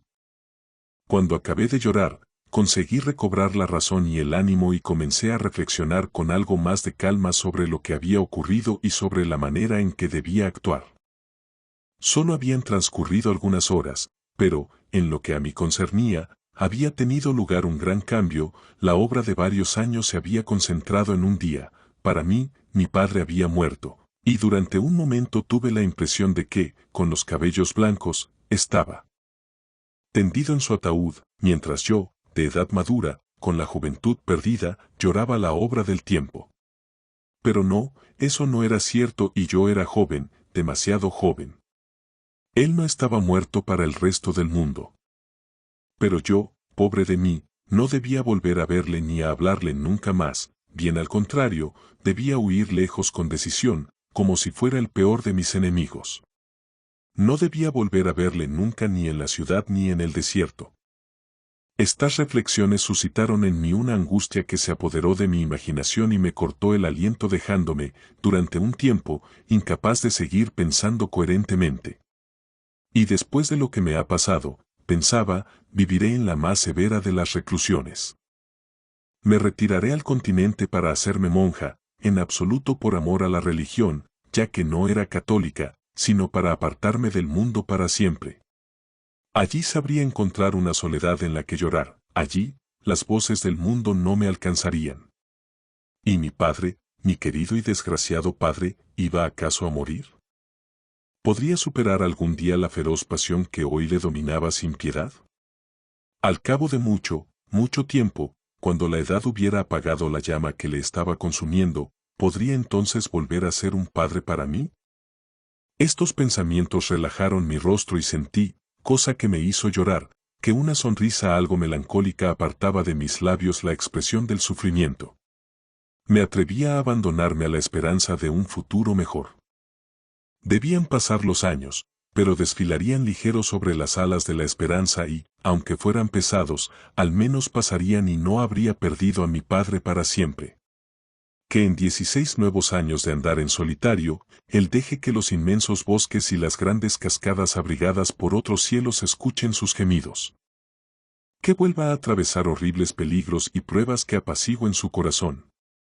Que los calores del sur vuelvan a quemar su rostro consumido por la pasión y que reciba, por fin, las frías lluvias de la noche capaces de helar su sangre. A esa vida os envío, pobre padre. Haced vuestros los días pasados con los salvajes y las noches bajo la bóveda estrellada. Que se agoten vuestros miembros, que vuestro corazón se hiele y que vuestra juventud muera en vos. Que vuestros cabellos se vuelvan como la nieve, que vuestro paso flaquee y que vuestra voz pierda sus cálidos acentos. Que se agote el esplendor límpido de vuestros ojos, y entonces, volved a mí, volved a vuestra Matilda, vuestra niña, y podréis estrecharla en vuestros brazos sin que vuestro corazón palpite con una emoción culpable. Marchad, vos a quien siempre querré, y volved a mí. Esta es mi maldición, esta es la maldición de una hija, ide y volved purificado hacia vuestra hija que jamás amará a otro que a vos. Esos eran mis pensamientos cuando, con mano temblorosa, me disponía a escribir una carta a mi pobre padre. Hacía bastantes horas que estaba ocupada.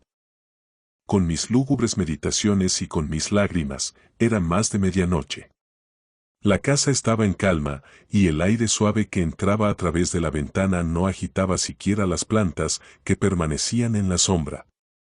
Percibía la paz de aquella hora, mi propio aliento y mis involuntarios sollozos eran los únicos ruidos que perturbaban el aire.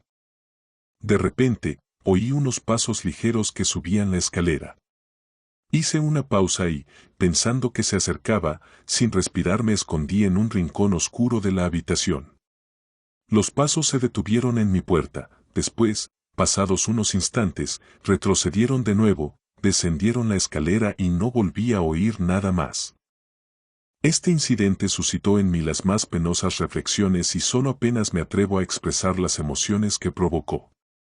Que no permaneciese en ningún sitio, que anduviese errante sin reposo, como un fantasma sin liberación, y que el fuego del infierno que consumía su corazón no le diese descanso, eso lo comprendía. ¿Pero por qué se acercaba a mi habitación?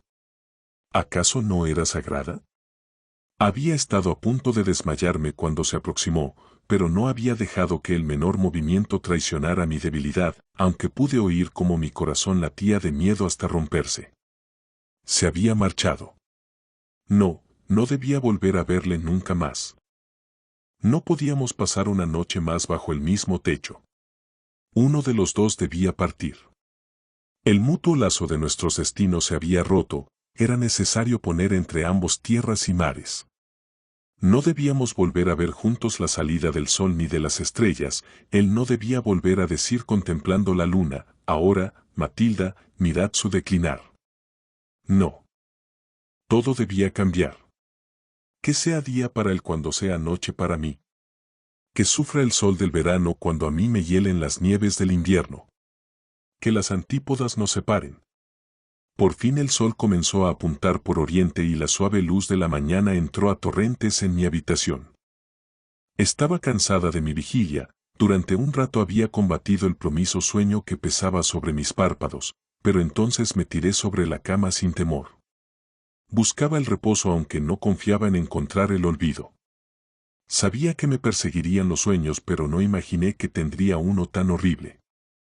Soñé que, después de levantarme, iba a buscar a mi padre para informarle de mi decisión de separarme de él. Le buscaba por la casa, en el parque, luego por los bosques y campos sin conseguir encontrarle. Finalmente le vi a lo lejos, sentado bajo un árbol. Al verme, hizo gestos insistentes con la mano para que me acercara. Algo sobrenatural en su rostro me dejó helada y llena de terror, pero continué avanzando hacia él. Cuando estuve lo bastante cerca, vi que estaba mortalmente pálido, vestido con unas ropas blancas que ondeaban al viento. de repente se levantó y huyó. Yo le seguí. Nos pusimos a correr a gran velocidad por los campos, los lindes de los bosques y las riberas de los ríos. Iba rápido y yo le seguía. Creo que llegamos al borde de un inmenso acantilado que se erigía sobre el mar agitado por los vientos. Podía oír el estruendo de las olas que se precipitaban abajo, a sus pies. Él continuó su carrera hasta el mismo borde del precipicio y yo me quedé sin respiración temiendo que se lanzara al terrible abismo. Intenté ir más deprisa pero mis piernas flaqueaban. De todos modos, llegué hasta él y me agarré a sus ropas flotantes en el momento en que caía al vacío. Mi grito de horror me despertó, temblorosa, sobre la almohada empapada en lágrimas. Mi corazón palpitó con fuerza durante un momento, pero los brillantes rayos de sol y el trinar de los pájaros me hicieron volver en mí con rapidez. Me levanté, languideciendo, preguntándome sin embargo lo que el día me traería de nuevo. Pasó largo rato hasta que encontré el valor de llamar a la doncella, sin atreverme, cuando vino, a pronunciar el nombre de mi padre. Le rogué que me trajera el desayuno a mi habitación y volví a quedarme sola. Continuaba incapaz de tomar la menor decisión. Simplemente pensé en escribir una nota a mi padre pidiéndole permiso para ir a visitar a una pariente que vivía a 12 leguas de allí, y que me había enviado una invitación que yo, por no dejar a mi padre solo con su dolor, no había contestado todavía. Al volver, la doncella me entregó una carta. ¿De quién es esta carta?, pregunté temblorosa. Vuestro padre la dejó a su criado para que os fuera entregada al levantaros. ¿Mi padre la ha dejado? ¿Dónde está? ¿Se ha marchado? Sí, ha dejado la casa esta madrugada, antes de las 4. Dulce Jesús. Se ha ido. ¿Pero cómo? Rápido, explicádmelo. Su relato fue breve, se había ido en su carruaje al pueblo vecino para tomar un coche de caballos en dirección a Londres. Allí se había despedido de sus servidores diciéndole simplemente que unos asuntos le requerían con urgencia y que me consideraran su nueva señora hasta su regreso. Capítulo 7. Con el corazón palpitante, asustada sin saber el motivo, dejé salir a la camarera y cerré la puerta. Me senté a leer la carta de mi padre. Estas eran sus palabras: mi querida niña, he traicionado vuestra confianza. He intentado ensuciar vuestro espíritu y he dejado que vuestro corazón inocente conociera el aspecto y el lenguaje de una pasión ilícita y monstruosa. He de expiar estos crímenes y procurar como sea que el castigo esté a la altura de la falta. Quizá no estéis preparada para oír lo que os voy a decir, hemos de separarnos y vivir lejos el uno del otro para siempre. Os privo, así, de vuestro único amigo y pariente. Os quedáis sola en el mundo, sin protección. He deshonrado vuestras esperanzas, destruido la paz y la seguridad de vuestro espíritu sin mácula. Vuestra memoria hará resurgir el horror de las imágenes del pecado y del dolor de un amor inocente traicionado. Y, aún así, yo, que he abatido esta desgracia sobre vos, yo, que os he convertido en un ser proscrito, yo, que sin remordimientos he marcado el corazón y la frente de mi propia hija con el sello de la desconfianza y de la muerte, yo, que con una ligereza satánica he colocado sobre vuestra belleza la inmunda deformidad del pecado, soy yo el que, con un dolor desbordante en el corazón, os suplico que me concedáis vuestro perdón. No os pido piedad, debéis tener horror de mí. Pero perdonadme, Matilda, y no permitáis que vuestro odio implacable. No debo volver a veros nunca más he de oír vuestra voz, pero dejad que el dulce murmullo de vuestro perdón venga hasta mí y apacigüe el ardor de mi espíritu y de mi corazón enfermos. Sabrá alcanzarme hasta el interior de mi tumba. Me permito apoyar este ruego relatándoos hasta qué punto me vi miserablemente envuelto en este intrincado y furioso suplicio, y como todos mis esfuerzos para liberarme fueron inútiles. Es cierto que si vuestro corazón no fuera tan puro y luminoso, no intentaría siquiera disculparme ante vuestros ojos, temiendo que al procurar que me vierais con algo menos de horror aborrecierais menos el vicio. Pero al mirar hacia vos creo dirigirme a un juez angelical. No puedo ponerme en camino sin vuestro perdón, debo conseguirlo o desesperar. Así pues os suplico que me escuchéis, quizá, si Dios me ayuda, el pecado se podría reducir a una angustia punzante y a un remordimiento desgarrador hasta la locura, aunque no me atrevo a esperarlo. Quizá podríais estimar que yo pueda pretender vuestra compasión. Os suplico que evoquéis las épocas de felicidad en las riberas del Loch Lomond. Llegué cansado tras 16 años de vida errante, en el curso de los cuales, a pesar de innumerables peligros y desgracias, mis afectos no fueron más que una larga página en blanco. Si lloraba era recordando a vuestra madre, y si amaba, amaba únicamente vuestra imagen.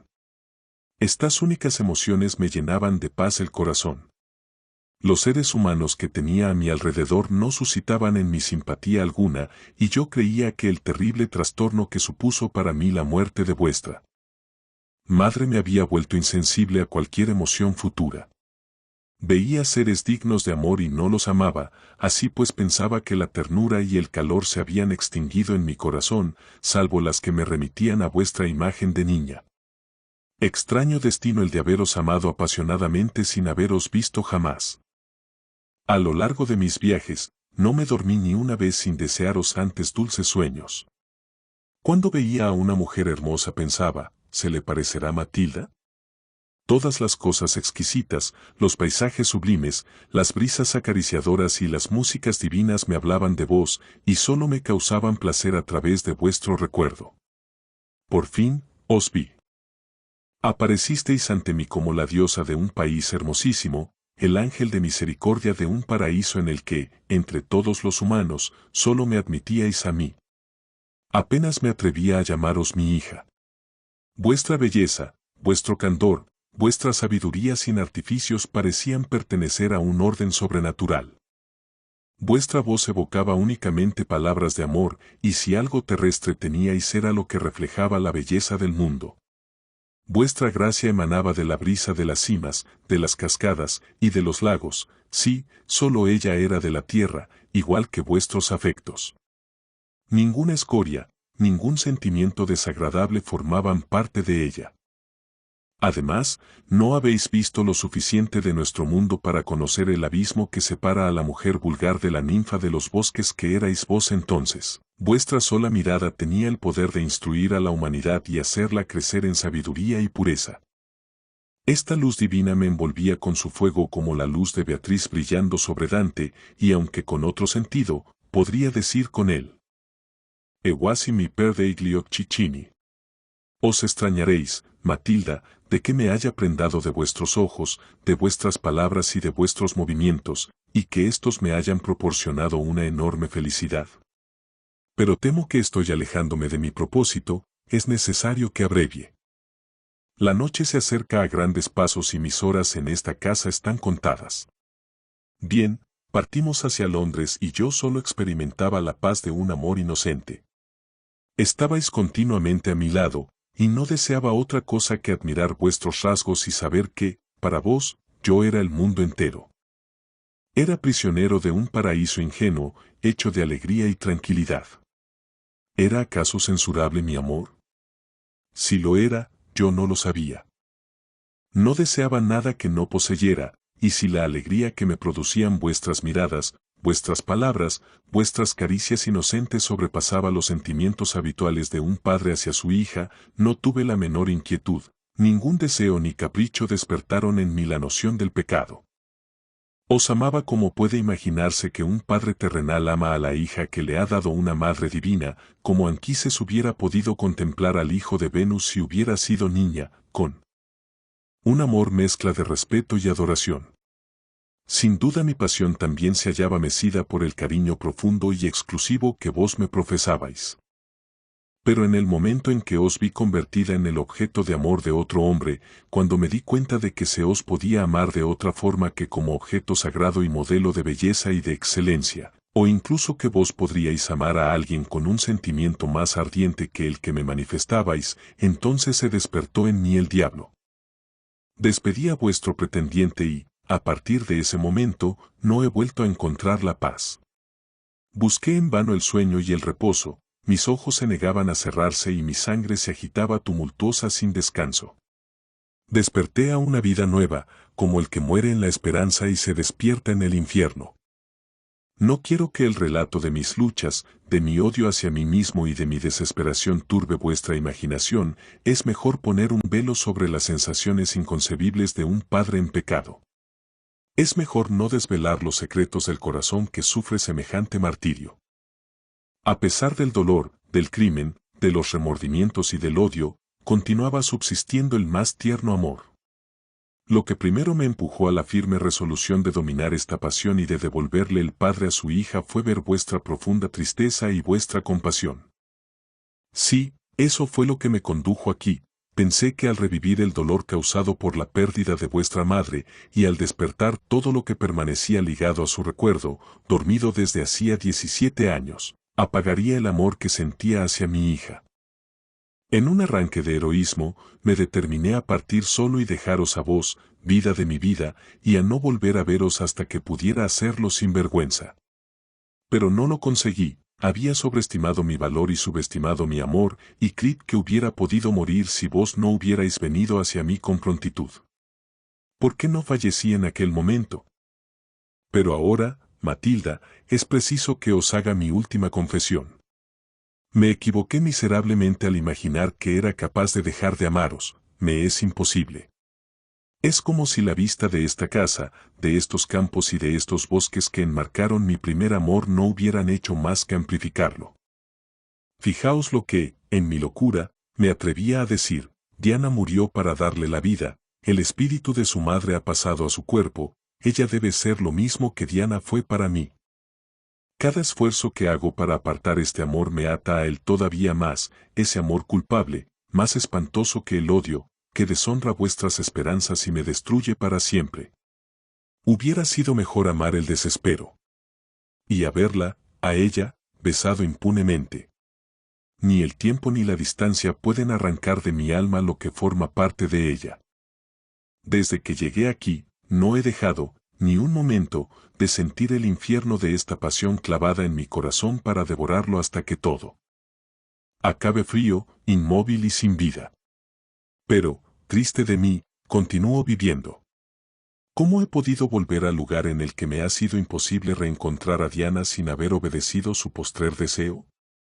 Sus últimas palabras, pronunciadas con voz muy débil en esa hora en que solo subsiste el amor, cuando fuera todo muerto, sus últimas palabras fueron para pedirme que hiciera feliz a su hijita. Solo este pensamiento refuerza el aguijón que me empuja a la muerte. Marcharé errante lejos de vos, lejos de la vida, iré en busca de una soledad en la que, solo, apartado de la humanidad, encuentre el hálito de vida. Debo seguir viviendo y ya que ese es mi deber, lo haré hasta que la tumba, que deseo y temo a la vez, pueda recibirme liberado de mis penas, pues estoy seguro de que de un lugar a otro solo conoceré dolores.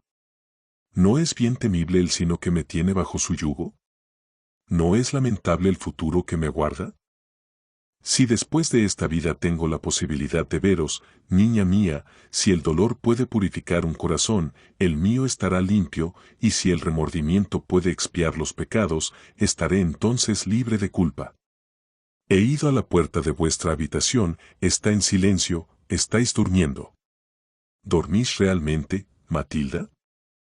Espíritus del bien, ved mis lágrimas y mis fervientes plegarias. Bendecid a mi hija.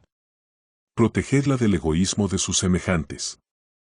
Protegedla de los tormentos de la pasión, y de la desesperación y de la decepción. Que la paz, la esperanza y el amor te guarden, tú, alma de mi alma, tú, por quien respiro. No me atrevo a releer mi carta pues no tengo tiempo de escribir otra, pero me temo que no me gustarían los ecos que despierta. Desde la última vez que os vi, he pasado todo el tiempo escribiendo cartas y aún tengo que escribir alguna más, no quiero que cualquiera pueda hablar de mí cuando me haya ido. Es inútil que os conjure a pensar en mí como si fuera alguien a quien ya no os une ningún lazo. Estoy convencido de que vuestra discreción no os permitirá tratar de encontrarme.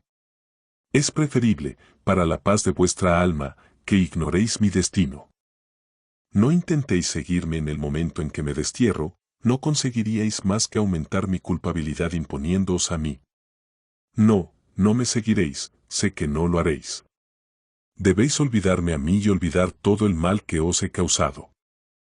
Apartad este don funesto, apartad vuestro dolor, escapad de mi nefasta influencia igual que una flor delicada aparta el fango para salir a la luz. No volveréis a oír hablar de mí, recibid estas palabras como las últimas que os hago llegar y, aunque haya perdido vuestro amor filial, aceptadlas como las recomendaciones de un padre. Rechazad con firmeza la desgracia que os ha causado este primer infortunio en vuestra tierna edad. Manteneos valerosa en la tempestad, continuad siendo buena y dulce y creed firmemente que vuestro deber es ser feliz. Sois joven, no dejéis que este fracaso retarde más de lo imprescindible vuestra gloriosa carrera. Resistid, querida mía, el astro de vuestra juventud no ha declinado y sabrá devolveros el vigor de la vida. Que una tristeza obstinada no vaya a contrarrestar su benéfica influencia. Hija mía, concededme la esperanza de no haberos destruido completamente. Adiós, Matilda. Me voy convencido de que me habéis perdonado. Vuestra cariñosa naturaleza no dejará que odiéis a vuestro peor enemigo, aunque se trate de mí, aunque haya apartado la felicidad de vuestro camino. Si bien he pasado como un ángel de maldad sobre vuestro tierno amor y sobre vuestra esperanza llena de alegría y belleza, para no dejar más que deshonra y desesperanza, vos me perdonáis y yo os lo agradezco con los ojos inundados en lágrimas. Acepto vuestro perdón, querida mía, con una gratitud eterna y que, estoy seguro, podrá sobrevivir a todos los remordimientos. Adiós para siempre. En el preciso instante en que acabé la carta, mandé atalajar los caballos y me preparé para seguir a mi padre. Las palabras con las que intentaba disuadirme fueron precisamente las que me determinaron a ello. ¿Por qué las había escrito? Él sabía perfectamente que de creer yo que su intención era solo alejarse de mí, en vez de oponerme a ello, yo misma se lo hubiera pedido. O bien, si él suponía que no sé qué oscuro sentimiento, cosa que no podía pensar, me hubiera podido conducir hacia él, ¿se hubiera decidido a destruir la única esperanza que tenía de volver a verme? Un amante, qué idea demente, y sin embargo él era mi amante, no se comportaría así. No, había decidido morir y deseaba ahorrarme el dolor de saberlo. Las pocas palabras que había escrito sobre su deber eran una prueba más para mí. Cuanto más estudiaba la carta, más descubría pequeños giros y detalles que me indicaban que sabía que la vida se había acabado para él. Estaba a punto de morir, al pensar esto se me heló la sangre. Me embargó una loca impresión de horror, más allá de las lágrimas. Estuve caminando arriba y abajo a toda velocidad esperando el coche, luego, arrodillándome con las manos juntas, intenté rezar. Pero mi voz se ahogó entre sollozos convulsivos. No, salía el sol, el aire era fragante, aún debía de estar vivo, pues si hubiera muerto, todo hubiera sido oscuro como la noche para mí. Sabiendo que me llevaba hacia él y me daba una posibilidad de volver a verle todavía vivo, el viaje en coche reavivó un poco mi ánimo, pero a pesar de ello el trayecto fue terrible. Solo me sostenía la esperanza de que no fuera demasiado tarde. No derramaba lágrimas pero enjugaba el sudor de mi frente y procuraba calmar mi cerebro y mi corazón que palpitaba casi hasta enloquecer. No, no debía alterarme al verle. O sí, quizá era mejor que me viese alterada, mi extravío le devolvería la calma y le obligaría a permanecer así. Sin embargo, antes de encontrarlo, debía forzar a mi razón a mantener la firmeza, y la invocaba presionando mi frente con las manos. Oh. No me abandones, de lo contrario olvidaré mi propósito y en vez de ir, como conviene, a la velocidad del rayo, nos entretendremos pensando en mí y llegaremos demasiado tarde. Dios mío, ayudadme. Haced que esté vivo. Todo se ha vuelto negro y en mi abyecta miseria, no pido ni el bien ni la esperanza, no, solo la pasión, la culpabilidad, el horror, solo eso con tal de que esté vivo. Vivo. Ahogada por la emoción, sollozaba sin lágrimas y mi respiración era corta y seca. Solo tenía una idea en la cabeza y solo podía articular una palabra que repetía sin parar en una especie de aullido, vivo, vivo. Había pedido al administrador que me acompañara, pues él, mejor que yo, podía pedir las informaciones que hicieran falta. El pobre hombre no podía evitar llorar a la vista de mi profunda angustia cuya causa él conocía. De vez en cuando emitía algunas palabras inconexas para consolarme. En tales circunstancias, señora y servidor son iguales en un sentido, veía sus viejos y bondadosos ojos oscurecerse y llenarse de lágrimas de compasión, sus cabellos grises finamente esparcidos sobre una frente completamente arrugada, y pensaba, oh, si mi padre fuera como él, decrépito y canoso, entonces me sería evitado este sufrimiento. Al llegar a la ciudad más cercana tomé un coche de postas y seguí la ruta que había seguido mi padre.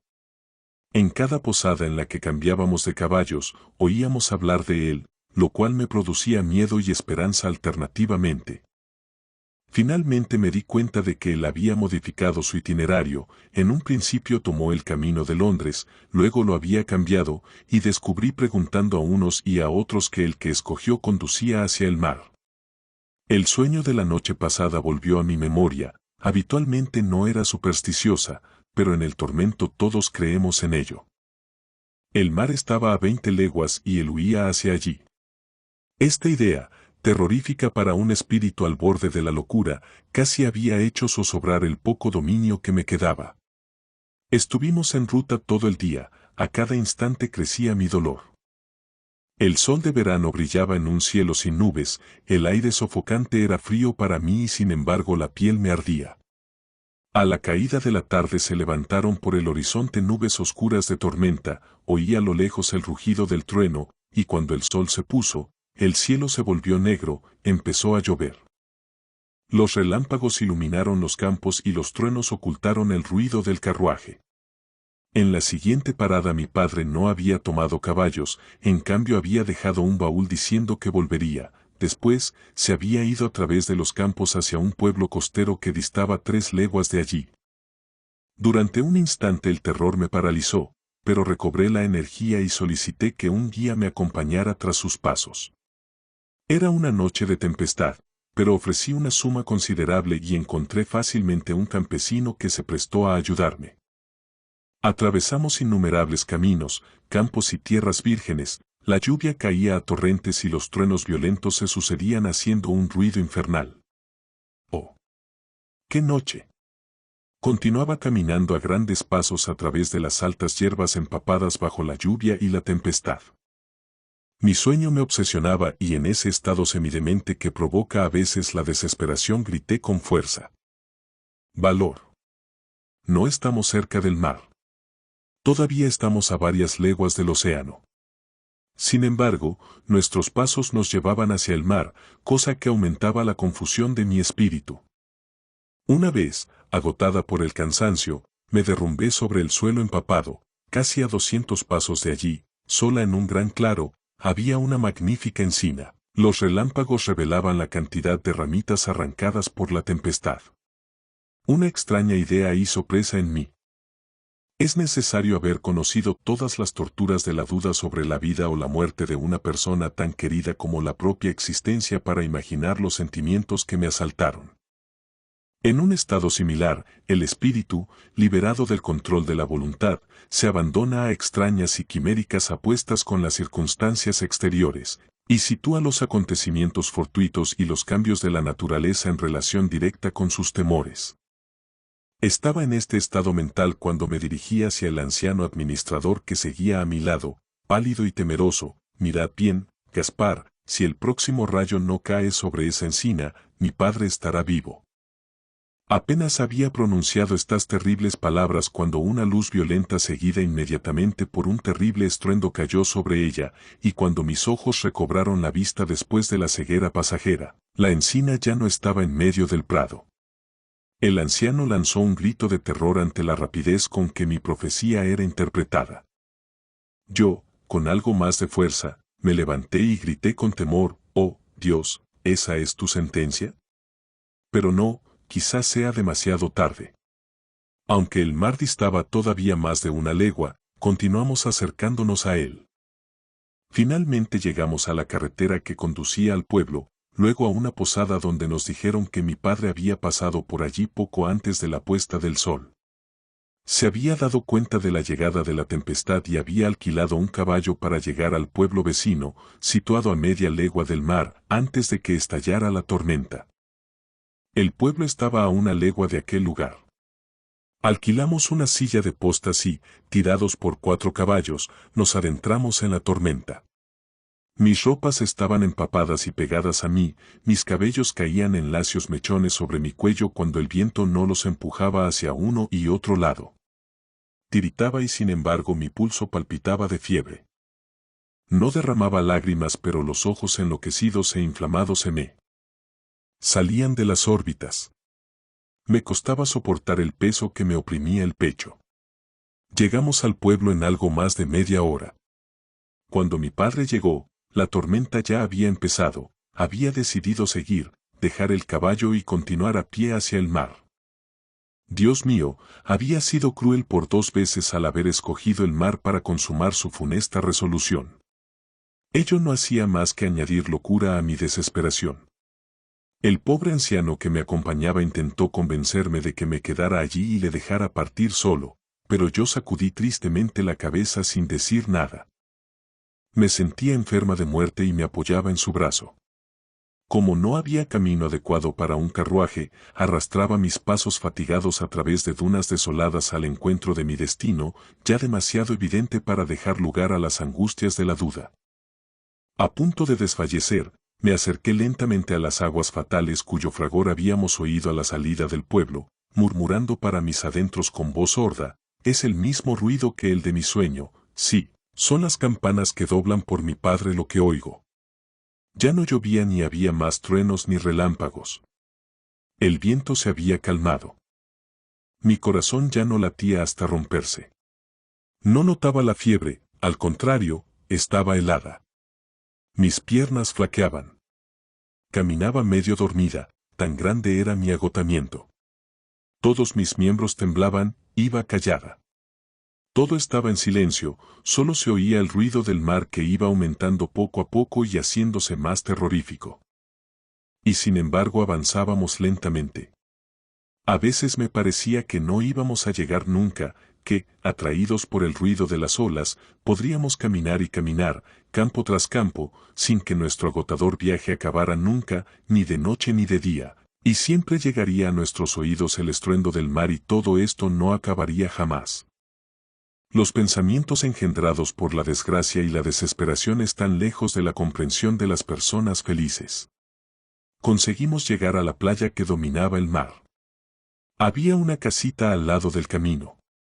Llamamos a la puerta que estaba abierta. El lecho del interior atrajo enseguida mi atención, algo rígido y recto yacía recubierto con una tela. Los habitantes de la casa parecían consternados. Las primeras palabras que dijeron confirmaron lo que yo ya sabía. No sufrí ni choque ni abatimiento. Creo que pregunté algo y escuché la respuesta. Y casi enseguida caí desmayada al suelo. Así acabó todo. Capítulo 8. Me llevaron a la ciudad vecina. La fiebre sucedió a las convulsiones y los desmayos. Durante algunas semanas, mi alma desquiciada se debatió en el umbral de la muerte. Pero la vida estaba arraigada en mí y me repuse. El hecho de que mis recuerdos fueran confusos al principio y de que me sintiera demasiado débil para experimentar emociones violentas hizo mucho por mi mejoría. A menudo pensaba, mi padre ha muerto. Su amor por mí era una pasión culpable y, atormentado por el remordimiento y la desesperanza, se dio muerte. ¿Cómo es que no encuentro eso horrible? ¿No es espantoso? ¿No es pues suficiente no volver a ver nunca más los ojos de mi amado padre? ¿No oír más su voz? No más caricias, no más miradas. Está frío, yerto, muerto. Dios mío. ¡Qué endurecida estoy! Durante aquella noche que pasé a la intemperie, la lluvia fría que caía había hecho con mi corazón lo mismo que las aguas de la cueva de Antíparos, lo había convertido en piedra. Ni una lágrima, ni un suspiro. He de razonar, esforzarme por sentir pena, desesperanza. No es resignación lo que siento, no, estoy muerta para todo tipo de pesadumbre. Así es como me hablaba a mí misma. Pero guardaba silencio frente a todo lo que me rodeaba, apenas respondía a la más mínima pregunta y me sentía molesta por cualquier presencia humana a mi lado. Me rodeaban unas parientes que me eran totalmente extrañas. No escuchaba sus pésames, y las pocas palabras de consuelo que intentaban prodigarme me sonaban a lengua desconocida. Sí, si la tristeza había muerto en mí, lo mismo ocurría con el amor y la necesidad de comprensión y simpatía. No obstante, si el dolor solo dormía para despertar con mayor ferocidad, no lo hizo jamás. Solo su fantasma sobrevivía y acosaba la tumba de mi padre. Desde su muerte, el mundo entero estaba vacío para mí, salvo allí donde la desgracia había impreso aquellas palabras ardientes que me conjuraban a no sonreír nunca más. Los vivos ya no eran compañía para mí, y no cesaba de preguntarme cómo librarme de todos ellos con el fin de que nunca más se hablara de mí. Mi recuperación evolucionaba rápidamente, y esta idea me obsesionaba. Me preguntaba qué podría inventar para escapar de las torturas que me esperaban el día en que me viera en la obligación de reaparecer en sociedad, y para encontrar aquel único lugar secreto que podría convenirme, a mí a quien una pena oculta separaba del resto del mundo. ¿Quién es más solitario, aunque se encuentre entre la muchedumbre, que aquel cuya historia, cuyos persistentes sentimientos y recuerdos no son conocidos de ningún ser vivo? Mi aventura encubría un horror demasiado extremo para que pudiera hacer confidencia sobre ella. Yo era, en la tierra, la única depositaría de mi secreto. Podía confiarlo a los vientos o a los páramos desiertos, pero jamás debía permitir, ni mediante una palabra ni por un gesto, que mis semejantes sospechasen la terrible realidad. Debía apartarme de los ojos del mundo para que mi mirada turbia no delatara la culpa de mi padre. Debía callar para que los titubeos de mi voz no traicionaran atrocidades inconcebibles. Encima de la tumba donde yacía mi secreto, debía amontonar una masa impenetrable de palabras y sonrisas falsas, engaños, artimañas y risas pérfidas, y todo un abanico de mil ardides, niebla destinada a cegar a los demás y a envenenarme igual que el simún del desierto. Yo, nacida del amor, hija de los bosques, criatura de la esplendorosa naturaleza, ¿debía someterme a eso? No, no podía. ¿Cómo escapar a todo ello? Era rica, joven, y me habían designado un tutor. Todos los que me rodeaban me creían miembro de su amplio círculo social y debía mantener secreto mi eterno aislamiento. Si huyera, me perseguirían. No había ninguna salida para mí en la vida. De modo que debía morir, aunque la tumba helada contuviera todo lo que amaba. Y sin embargo, hubiera podido decir, igual que Job, mi esperanza, ¿dónde está mi esperanza? ¿Quién puede verla? Descenderá hacia las puertas de la morada de los muertos cuando juntos vayamos a reposar en el polvo. Sí, mi esperanza era polvo, podredumbre y todo lo que la muerte trae consigo. La muerte, o la vida después de la vida. No. No. No voy a buscar la muerte, no debo, no me atrevo. Y de nuevo me puse a llorar, sí, a verter lágrimas vivas, sosegadas pero amargas al fin y al cabo. Después de haber llorado largamente, después de haber tendido los brazos en vano para llamar a mi padre, cuando mi cuerpo ya débil quedó agotado por todos estos gemidos, me sumí de nuevo en la meditación y busqué una vez más el medio de obtener lo que más deseaba y tanto me importaba, si es que algo pudiera importarme todavía, es decir, una soledad que se pareciera a la muerte. Si no osaba morir, por lo menos podía fingir la muerte y de este modo escapar a mis solícitos parientes. Pensarán que me he reunido con mi padre, y será la verdad, puesto que, sola, cuando ninguna voz puede interrumpir mi meditación y ninguna mirada sorprender el hervor de mi mirada, puedo comulgar con su espíritu. Su última recomendación fue la de mandarme ser feliz. Sin duda no hablaba de esa felicidad sombría que me prometía a mí misma, pero era la única de la que podía gozar. Él no pudo imaginar que pudiera convertirme en alguno de aquellos cazadores estáticos que persiguen burbujas de jabón que se desvanecen en cuanto creen haberlas alcanzado, y luego persiguen otra de colores más vivos. Mi esperanza había resultado ser también una burbuja de jabón, pero había sido tan bella, tan suntuosa, que ninguna otra podía cautivarme, tanto más cuanto que esa persecución me había dejado extenuada y estaba casi muerta de cansancio. Iba a simular la muerte. Mis herederos, complacidos, podrían apoderarse de mis bienes y yo conseguir mi libertad, pero tenía que preparar este plan con cuidado. No quería encontrarme sin un céntimo y debía pues conservar algo de dinero en sitio seguro. ¡Ay de mí! ¿A qué odiosos extremos me veía reducida? Pero de otro modo, toda una vida de falsedad hubiese sido mi sino. Y cuando me asaltaba el remordimiento por urdir esas estratagemas, incitándome a renunciar a mi propósito, las palabras de una tía o de una prima, diciendo que la muerte era el final de todos los seres, me hacían volver a él de forma irresistible y me convencían de nuevo. Además añadían que con toda seguridad mi padre había perdido la razón desde la muerte de mi madre, que tenía el cerebro trastornado, y que mucha suerte había tenido yo de que en uno de sus ataques de locura no me hubiese matado a mí en su lugar, ya que era un pobre loco. Y por supuesto, decían todo esto de una forma delicada, no con términos claros que me hubiesen herido, sino susurrados aquí y allá, insinuados y velados, suavemente, en voz baja, con los ojos bajos, con sonrisas de compasión o bien lágrimas de condolencia. Yo escuchaba sin perder la calma, pero temblaban todos mis nervios y no osaba replicar a esas blasfemias. Ah, qué dulce resultaría una vida sin artificio. Y yo, con mi cara de paloma y mi corazón de zorro. En realidad, lo único que sentía era lo degradante que era para mí la mentira, no, ningún sentimiento sagrado de mi inocencia podía redimirlo. Yo, que hasta entonces iba arropada en los suntuosos atuendos de la sinceridad, ahora debía adoptar un traje de colores cambiantes. Y si al principio no sabía hacerlo resaltar, la costumbre me enseñaría a llevarlo con elegancia y a mentir con gracia. Sí, la hipocresía podía llevar mi alma a su perdición y ocultar para siempre su sello de origen. Oh, Padre amado, recibid el corazón puro de vuestra desgraciada hija, y dejad que me una a vos, inocente como era antes, si no, no reconoceréis mi rostro alterado.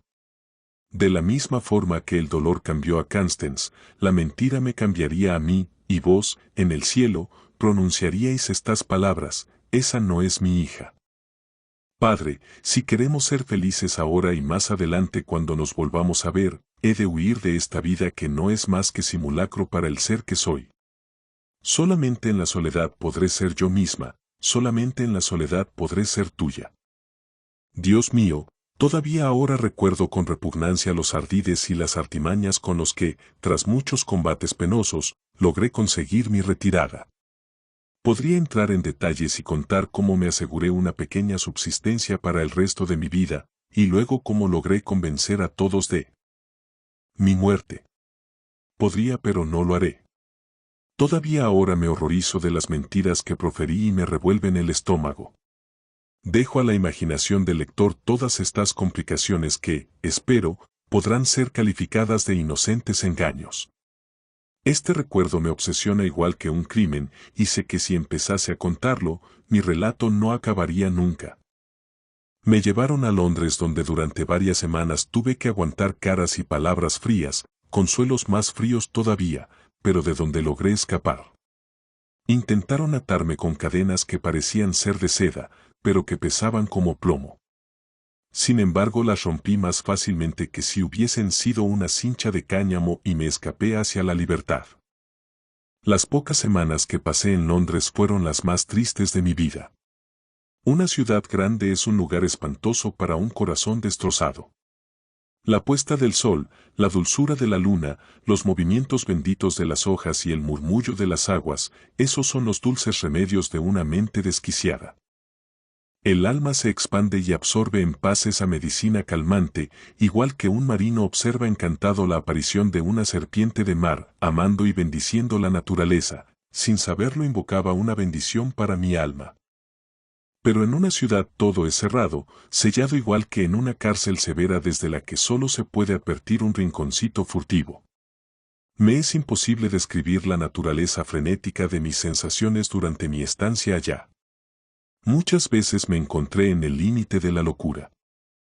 Para ser más precisa, cuando recuerdo aquellas ideas delirantes a veces seguidas de actos, me veo levantando los brazos hacia el cielo implorando a la bóveda celeste para que descendiera sobre mí y me sepultara, o bien arrancando los cabellos de mi cabeza para lanzarlos a los vientos gritando, «Sois libres, id a buscar a mi padre».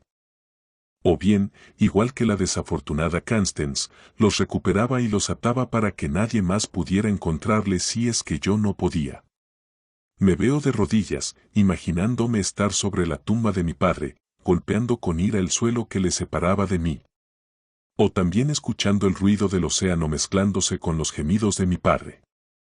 Y entonces lloraba, vaciándome de todas mis fuerzas hasta que me sentía débil, pero sosegada. Cuando recuerdo todo esto, me pregunto si aquello no era la locura. Fue en Londres donde esos pensamientos espantosos, y otros muchos que no pueden expresarse por ser demasiado terribles, fueron mi sino.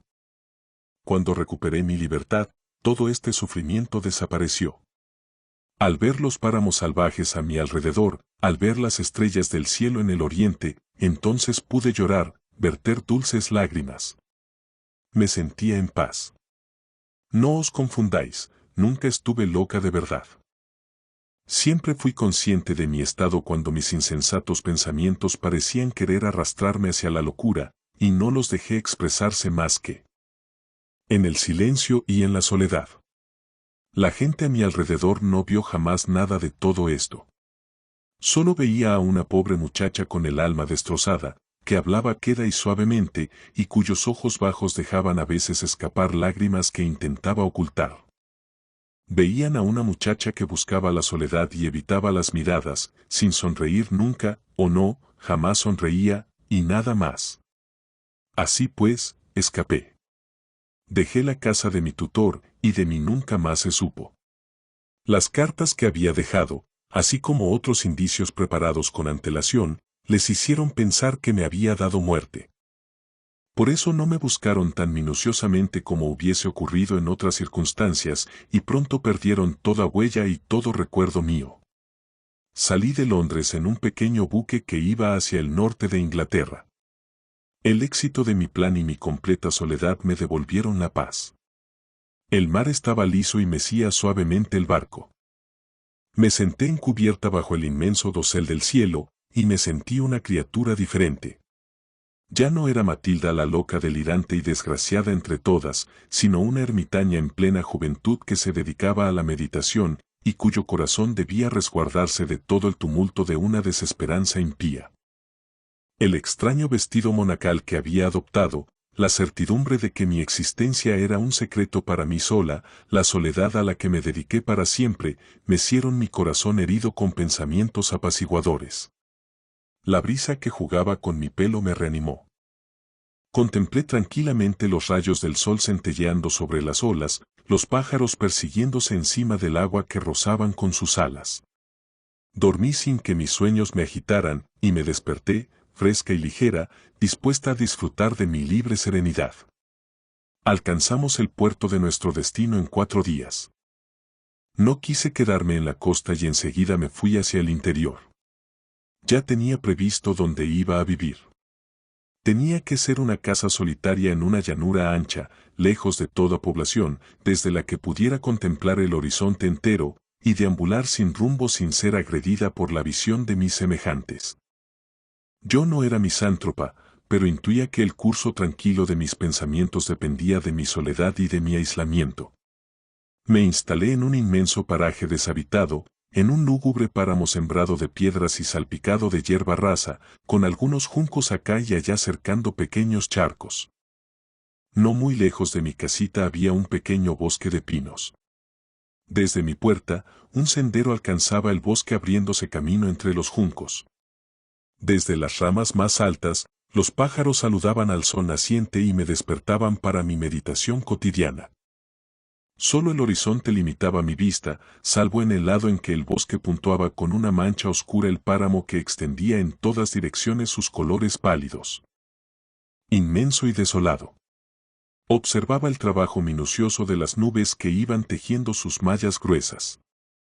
Podía ver cómo subían lentos los pesados nubarrones de tormenta o gozar de la inmovilidad del cielo azul bajo los pinos. Mi vida era muy tranquila. Tenía una criada que pasaba casi todo el día en el pueblo, a media legua de distancia. Mis diversiones eran simples y muy inocentes. Daba de comer a los pájaros que anidaban en los pinos o en la yedra que cubría el muro de mi pequeño jardín. Pronto me conocieron. Los más atrevidos venían a comer en mi mano y se posaban en mis dedos para cantar su agradecimiento. Después de algún tiempo, otros animales vinieron a visitarme. Un zorro se presentó cada día para buscar el alimento que le destinaba y me dejó acariciarle la cabeza. Además tenía muchos libros y un arpa con la que podía apaciguar mi corazón cuando estaba desesperado para elevarme hacia el amor y la compasión. El amor. ¿Qué podía amar? Oh, muchas cosas. El claro de luna y las estrellas, la luz, las brisas y las lluvias, el frescor. La tierra entera y el cielo que la cubre, todas aquellas visiones de mi imaginación y luego los recuerdos de heroísmo y de virtud. Sin embargo, no había nada que se pareciera a mi vida anterior, salvo que también entonces me hallaba confinada en los libros y la naturaleza.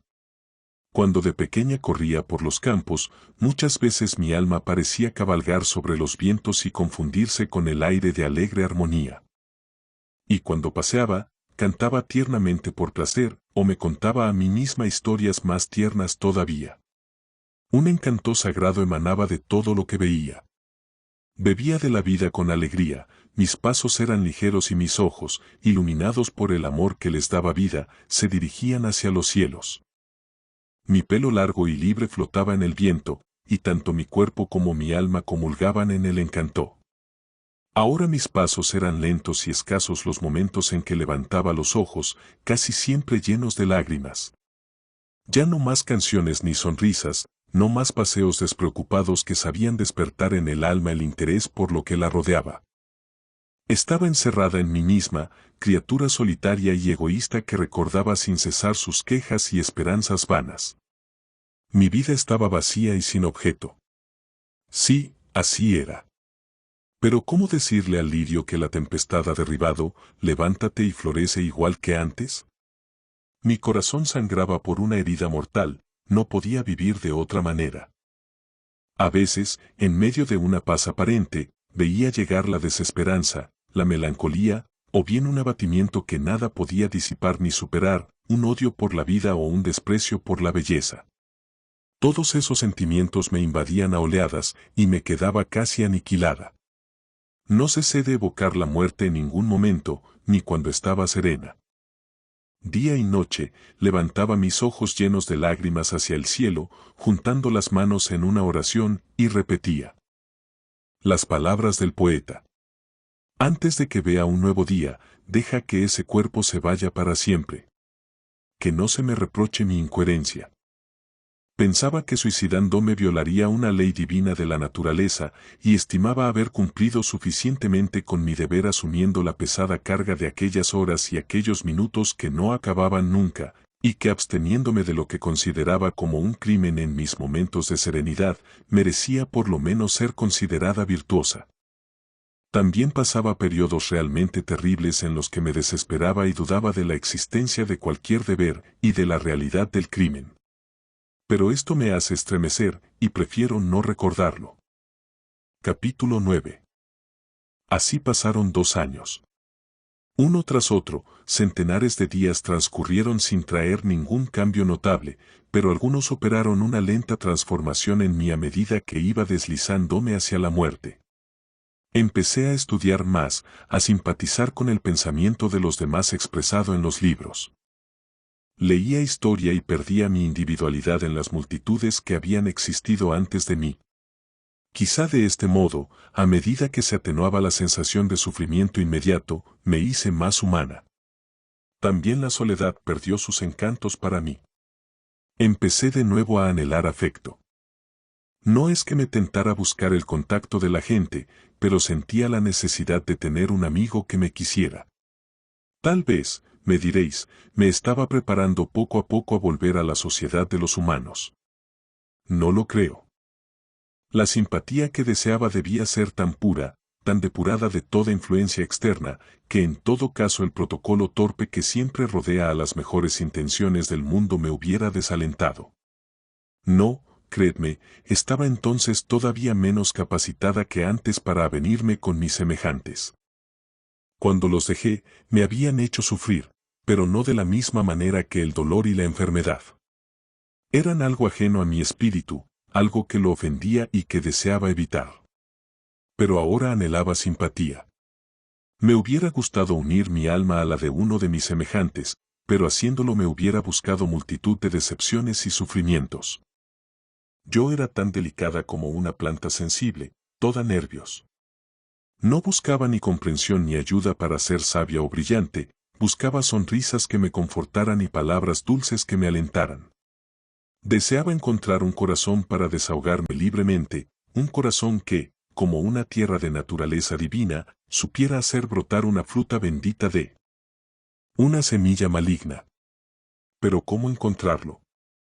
Ese amor animado por la amistad es de una esencia muy delicada y raras veces se encuentra, salvo cuando dos seres amables se compenetran desde la primera edad, o también cuando se hallan unidos por el sufrimiento o por una búsqueda común.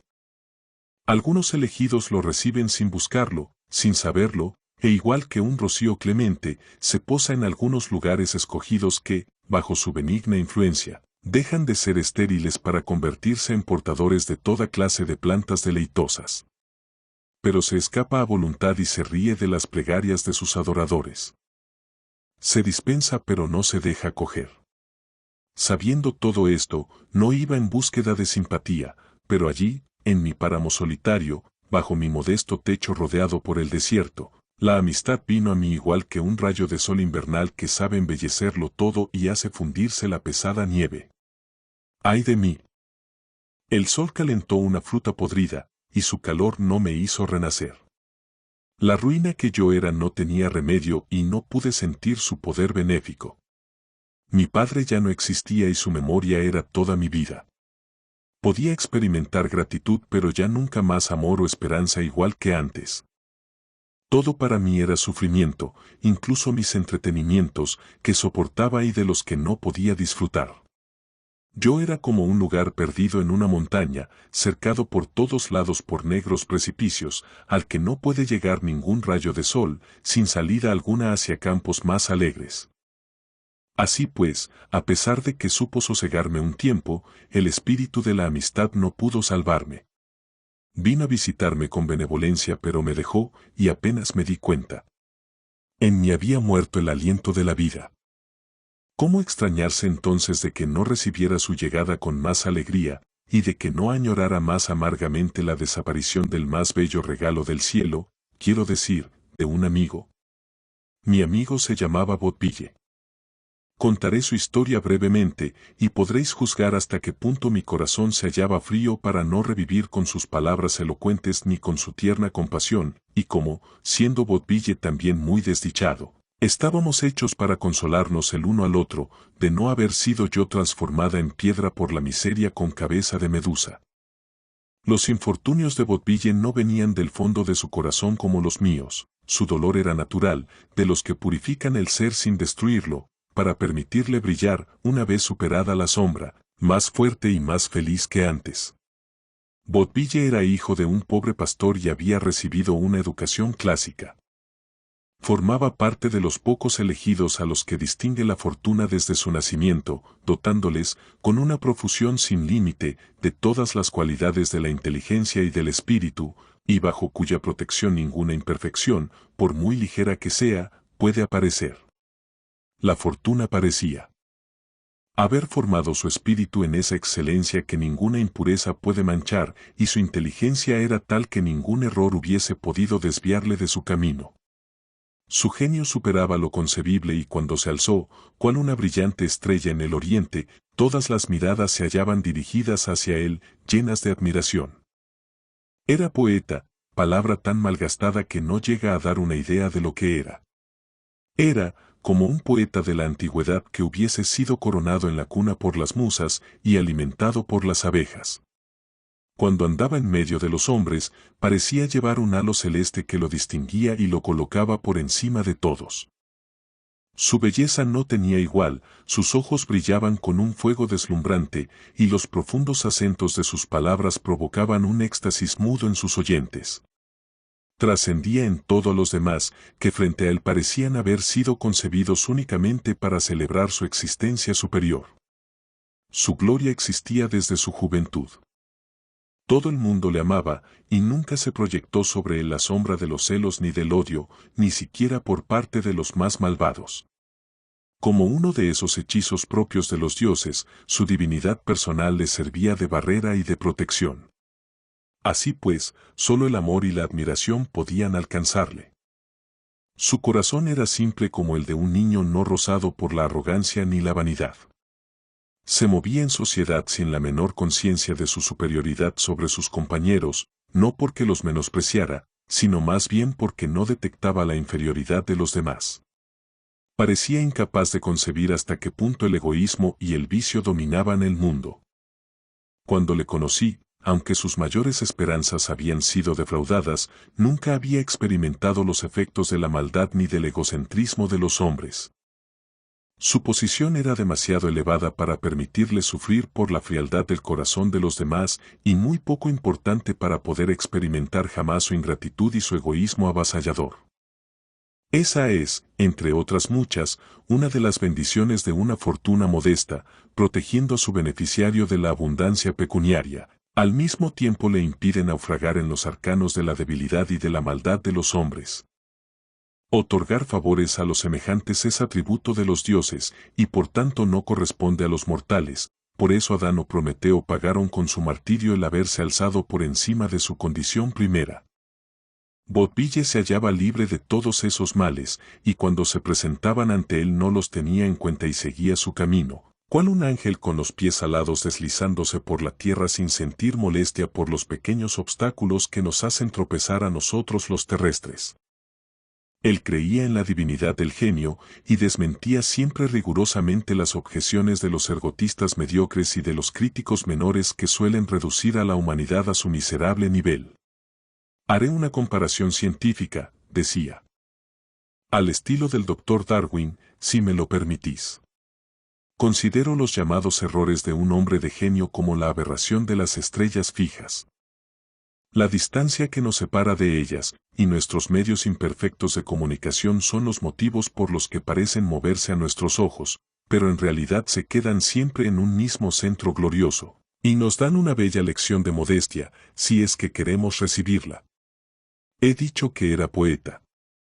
A los 23 años, publicó su primer poema, y la nación entera, entusiasta y encantada, le aclamó. Su buena estrella no cesó de brillar sobre él, jamás se había establecido una reputación tan rápidamente. Era universal. La gente ponía por las nubes los mismos poemas que maravillaban al sabio en su retiro. No habla ninguna voz disonante en ese coro. Fue en aquella época en que se hallaba en la cumbre de su gloria cuando conoció a Elinor. Esta joven heredera, de una belleza exquisita, vivía bajo la custodia de su tutor. Desde el momento en que se les vio juntos, parecieron hechos el uno para el otro. Sin llegar al genio de Botbille, Elinor era noble y generosa, su juventud y el amor que inspiraba por doquier la colocaban por encima de la pura virtud y de la excelencia. Era hermosa, sus maneras eran francas y simples y sus ojos de un azul profundo, bañados en una luz que sólo podía conferirle la sensibilidad unida a la sabiduría. Estaban hechos el uno para el otro, y pronto se amaron. Por primera vez, Botbille probó las delicias del amor. Elinor se alegraba de poseer el corazón de un hombre tan atractivo y de tan gloriosa reputación. Semejante unión solo podía producir pura alegría. Botbille era poeta, un poeta universalmente solicitado que atraía todas las miradas en cada una de sus apariciones, pero era hijo de un pobre pastor mientras que Elinor era una rica heredera. No es que su mutuo afecto disgustara a su tutor, el mérito de Botbille era demasiado eminente para que se le pudiera reprochar su poca fortuna, pero, en su última voluntad, el padre de Elinor había establecido que no podría casarse antes de la mayoría de edad si no quería verse privada de su fortuna. Acababa de cumplir 19 años y, al igual que su amante, tuvo que resignarse a esperar. Pero no se separaban, y su felicidad parecía la del paraíso. Estudiaban juntos, hacían proyectos para sus actividades futuras, sus miradas y las palabras que intercambiaban respiraban alegría, y apenas tuvieron que lamentar el aplazamiento de su unión completa. Botville alcanzó la gloria eterna. En cuanto a Elinor, se hizo más bella y más sabia siguiendo los preceptos de su cumplido amante. Faltaban 2 meses para que Elinor cumpliera 20 años. Todo estaba listo para su unión. ¿Cómo contar la catástrofe que puso fin a semejante alegría? El mundo no sería lo que es, lleno de plagas y dolores, si hubiese tolerado la existencia de esta pareja de criaturas angélicas. Por mucho que busquéis, no encontraréis sobre la tierra la felicidad perfecta de la que esta boda les hubiese permitido gozar. Haría falta una revolución en el orden de las cosas que nos han sido permitidas a nosotros pobres humanos para que se admitiera una alegría tan perfecta. Haría falta romper el engranaje de la necesidad que siempre trae miseria, pero el maligno destino que lo domina no toleraría semejante brecha en sus leyes eternas. ¿Pero por qué me quejo? La desgracia era mi elemento, y ninguna otra cosa más que la desgracia podía llegar hasta mí. Si Botville hubiese sido feliz, no le hubiera conocido jamás. Y yo, que fui alimentada por las lágrimas y bañada en el rocío de la aflicción durante tantos años, ¿podría yo acaso relataros, aunque fuera por unos momentos, otra cosa que una historia de dolor y de muerte? Botville tuvo que hacer un viaje fuera de la ciudad, y día tras día, para su gran pesar, fue retenido lejos de su amada. Recibió una carta de ella en la que confesaba estar ligeramente indispuesta. Le rogaba que volviera pronto a su lado, pues su mirada le devolvería la salud y su presencia sería el mejor remedio. Fue retenido 3 días más, y volvió volando a su lado. Sin que supiera por qué, su corazón le predecía una desgracia. No había recibido más noticias y temía que estuviera peor. Ese temor le inquietaba, y se sentía impaciente por verla de nuevo gozando de buena salud. Y es que le parecía oír una voz funesta repitiéndole al oído, nunca más la volverás a ver como era antes. Cuando llegó a su casa, todo estaba en silencio. Atravesó varias habitaciones, y en una de ellas vio a una criada llorando amargamente. Desfalleciendo de temor, apenas pudo preguntarle, «¿Está muerta?», y apenas oyó la terrible respuesta, «Todavía no». Estas palabras aterradoras tuvieron sobre él un efecto menos espantoso del que temía, y el saber que todavía estaba con vida, lo cual le permitía tener esperanza, fue un alivio para él. Recordó las palabras de su carta, y se tranquilizó con la idea de que sus besos, que respiraban el calor del amor y de la vida, insuflarían en ella un espíritu nuevo, y que con él a su lado ella no podría morir, convirtiéndose su presencia en el talismán de su salud. Fue corriendo a la habitación de la enferma. Estaba echada con las mejillas ardiendo de fiebre, los ojos ya cerrados, aparentemente sin conocimiento. La cogió en brazos, besó hasta ahogarse los labios que ardían, y con una voz llena de una angustia contenida la llamó con los nombres más dulces, «Vuelve, Elinor, estoy junto a ti, yo soy tu vida, tu amor.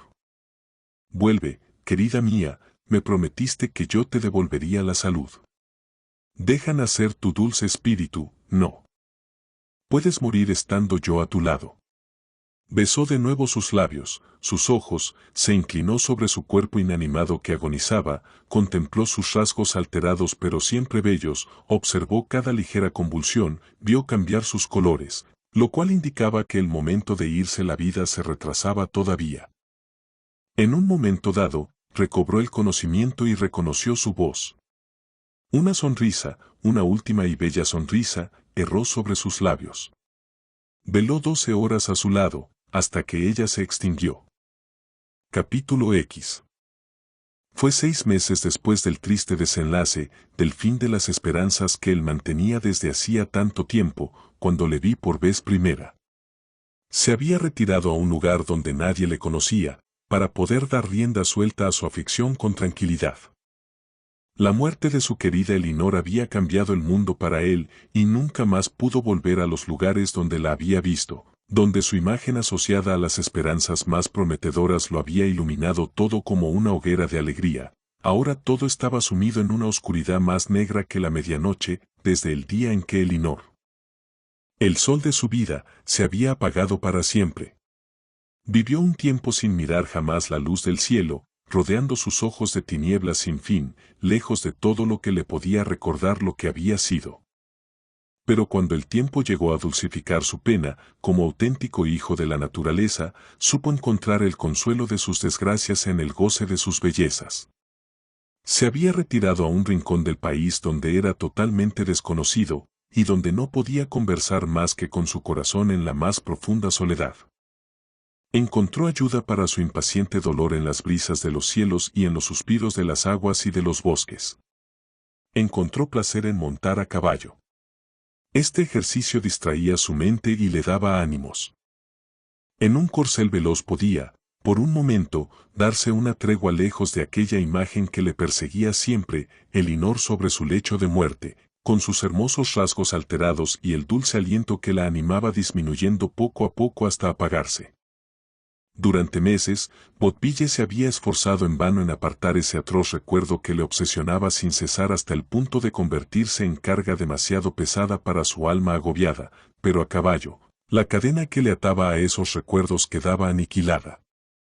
Si entonces recordaba a su novia desaparecida, la veía radiante de belleza. Oía su voz, la imaginaba cazadora a su lado, y sus ojos brillaban al figurarse que contemplaba su rostro amado. Le había visto varias veces pasar a caballo por el páramo y me había sentido irritada al ver mi soledad perturbada.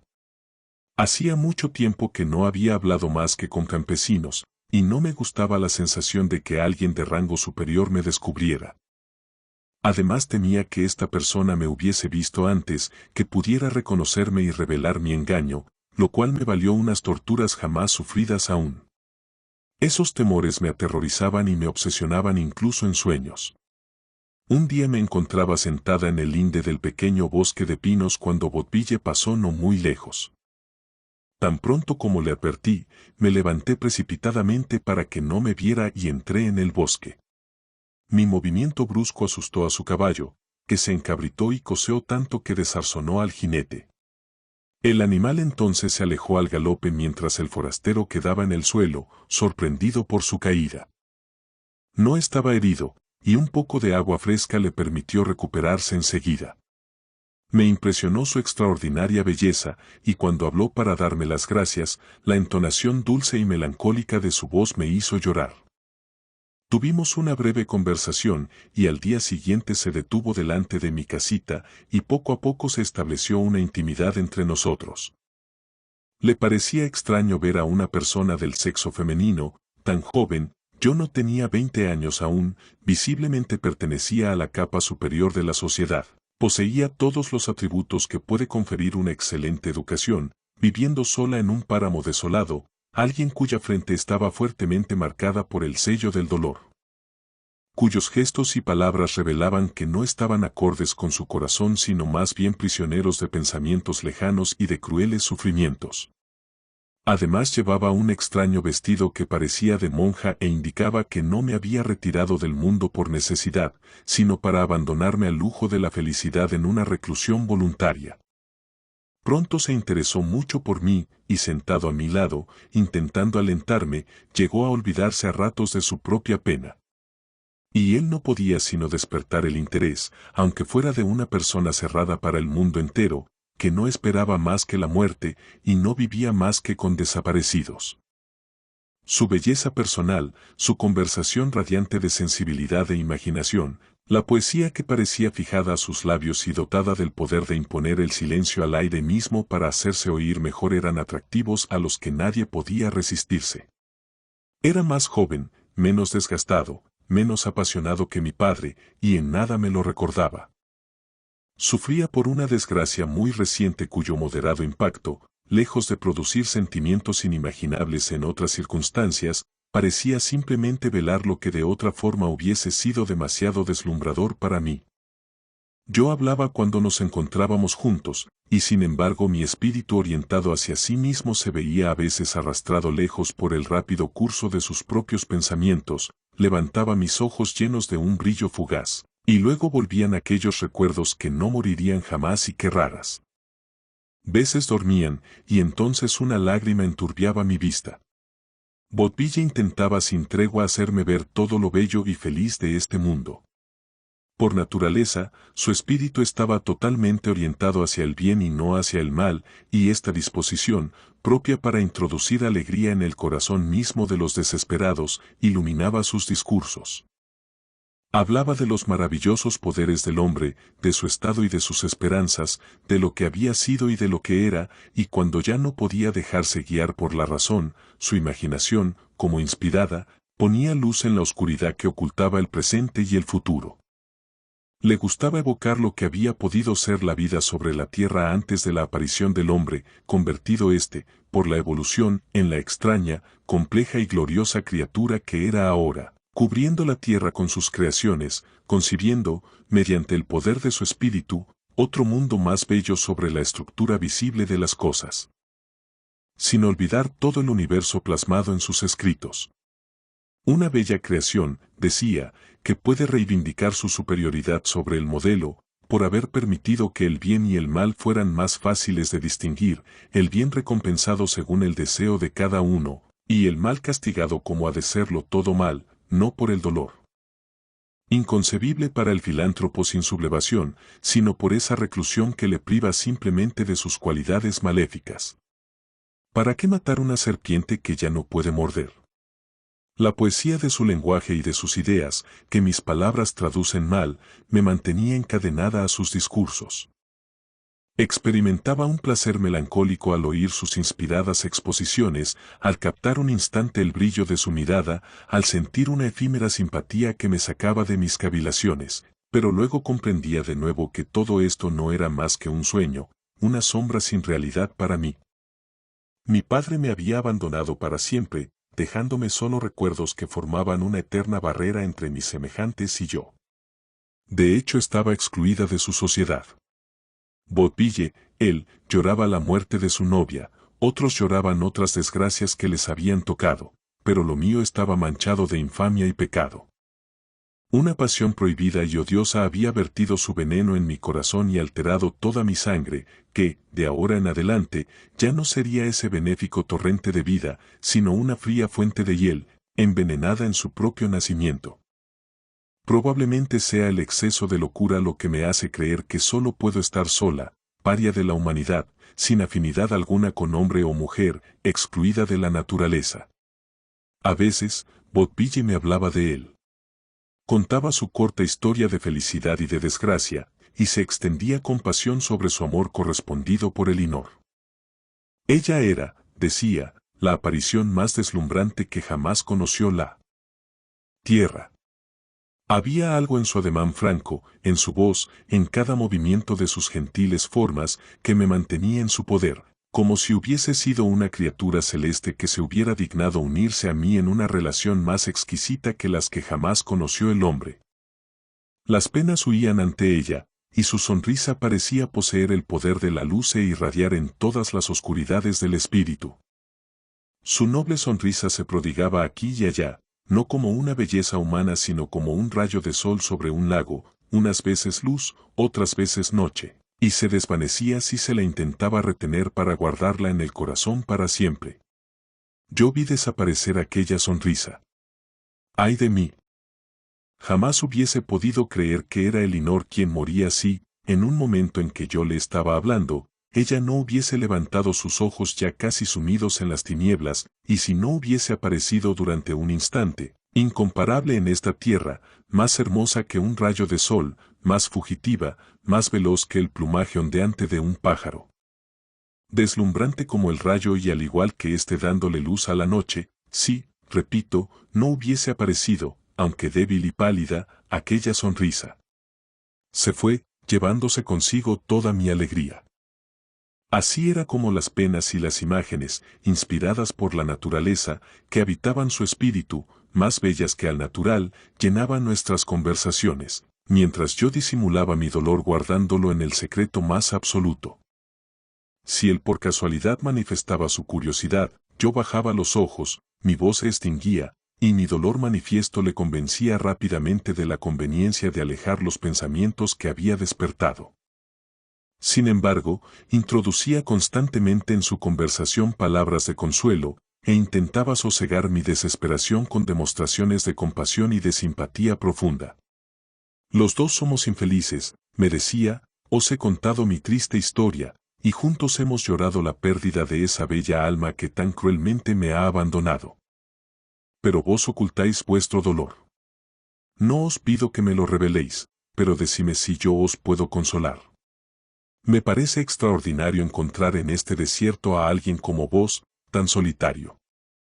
Sois joven y bella, vuestros ademanes son refinados y seductores, y no obstante hay algo en vuestra melancolía y en la expresión de vuestra mirada que parece proscribiros del género humano. Perdonadme, os lo ruego, pero no puedo evitar expresaros por lo menos una vez el gran interés que siento por vuestro sino. Nunca sonreís. Pronunciáis palabras en voz baja, como si tuvierais miedo del menor sonido que vais a emitir. Vuestro rostro jamás se libera de las señales de un dolor intenso y terrorífico. Yo he perdido para siempre a la compañera más adorable que jamás un hombre pudo poseer, que parecía más un espíritu superior, colocado por casualidad entre nosotros los humanos, que un miembro de nuestra especie. A pesar de todo, sonrío y a veces hablo olvidándome casi del cambio de destino que he sufrido. Pero vos, vuestra triste expresión no cambia nunca. Vuestro pulso late, respiráis, y sin embargo, parece que pertenecéis a otro mundo y a veces, perdonad la audacia de mis pensamientos, cuando me tocáis la mano, me sorprende sentir vuestro calor mientras toda la llama de vida parece apagada en vos. Cuando os miro veo las lágrimas que vertéis, las miradas dulcemente reprobatorias con las que rechazáis mis preguntas, la profunda simpatía que traduce vuestra voz cuando os hablo de mis penas. Todo ello incrementa mi interés por vos. Aquí estáis sin amparo. Os habéis apartado de la comunidad de los humanos, consumiéndoos en esta llanura salvaje, abandonada y desamparada. ¡Qué terrible calamidad debió de golpearos! No os apartéis de mí, no os pido que me la reveléis. Os ruego que me escuchéis y que os familiaricéis con la voz del consuelo y de la benevolencia. Si la piedad, la admiración, el noble afecto pueden alejaros de vuestra aflicción, dejad que intente conseguirlo. No puedo ver vuestro aire de profunda desgracia sin procurar llevaros hacia sentimientos más felices. Desarrugad vuestra frente, deshaceos de la austera melancolía de vuestra mirada, permitid que un amigo sincero y solícito, pues eso seré para vos, os traiga un alivio y un descanso momentáneo en vuestros sufrimientos. No penséis que quiero forzar vuestra confianza, no os pido más que vuestra paciencia. No mostréis sin cesar vuestro dolor sin explicarlo jamás. Pronunciad una palabra de queja amarga y yo la apartaré con dulces exhortaciones. Os cuidaré con un bálsamo de compasión.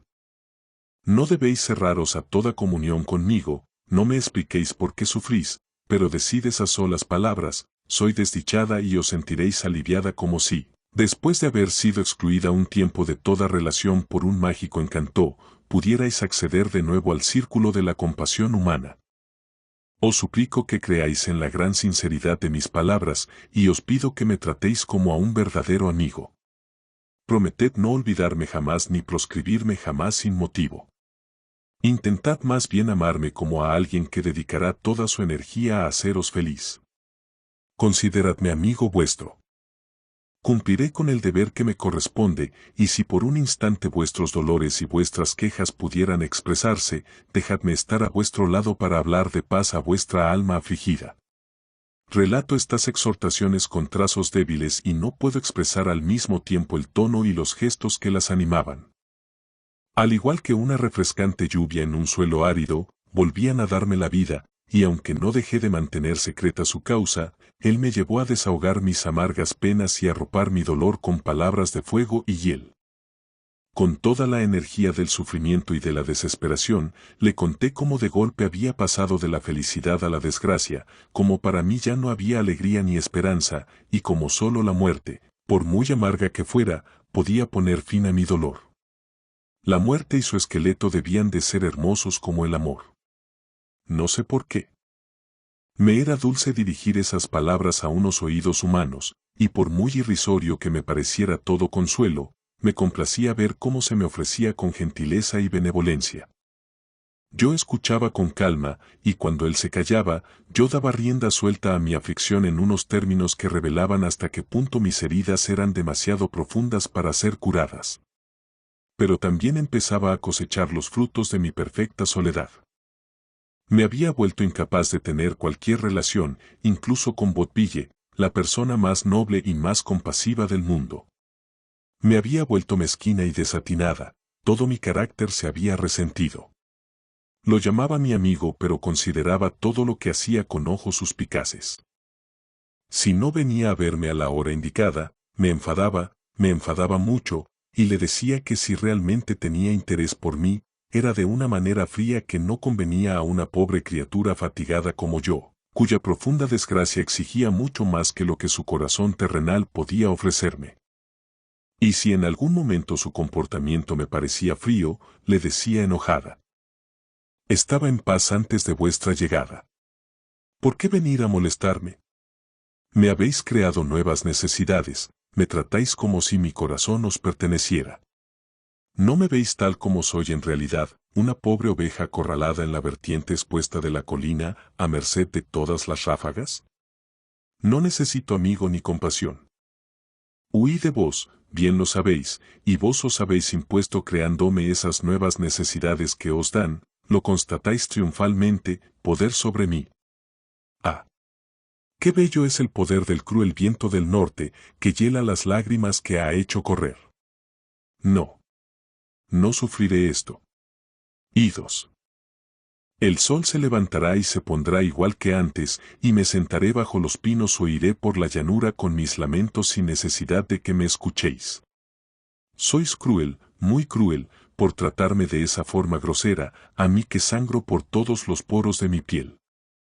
Entonces, cuando en respuesta a mis palabras amargas, veía sobre mí su expresión llena de una compasión auténtica, cuando le veía, diocchidrizo verme con quel semblante, che madre fa sopra figliol deliro paradiso. Lloraba diciéndole: oh, os pido perdón. Sois bueno y dulce, pero yo no estoy hecha para vivir. ¿Por qué me obligan a vivir? A arrastrar una tras otra esas horas, a mirar sin descanso los árboles meciendo sus ramas, a sentir el aire y sufrir la más viva agonía en todo lo que experimento. Mi cuerpo es sólido, pero mi alma sucumbe a esos agudos tormentos. Mi única aspiración es la muerte, y por desgracia no la veo llegar. Vos, amigo compasivo, decime cómo morir en la inocencia y la paz, y os bendeciré. Todo lo que puede desear una pobre miserable como yo es morir sin sufrir. Pero las palabras de Botville tenían una magia que, emanando de la compasión más dulce, me arrancaban de mí misma y de mi dolor, hasta que me sorprendía de mi propio egoísmo. Pero cuando él se iba, mi desesperación volvía y había que empezar de nuevo el trabajo de recuperación. Algunas veces, no deseaba verle en absoluto. Pensaba que después de haber abandonado los caminos de la vida y haberme entregado a esa larga reclusión, aunque podía soportar mi pena habitual y beber con resignación el amargo brebaje cotidiano, me había vuelto incapaz de experimentar nuevos sentimientos. La espera, la esperanza, el afecto estaban muy lejos de mí, lo sabía, pero en otros momentos perdía la cabeza y le echaba la culpa a él que lo merecía menos que nadie. Y pensaba con humor que si su noble alma lo fuera un poco más y su noble simpatía un poco más vigorosa, podría arrancar al maligno de mi corazón y hacerme más humana.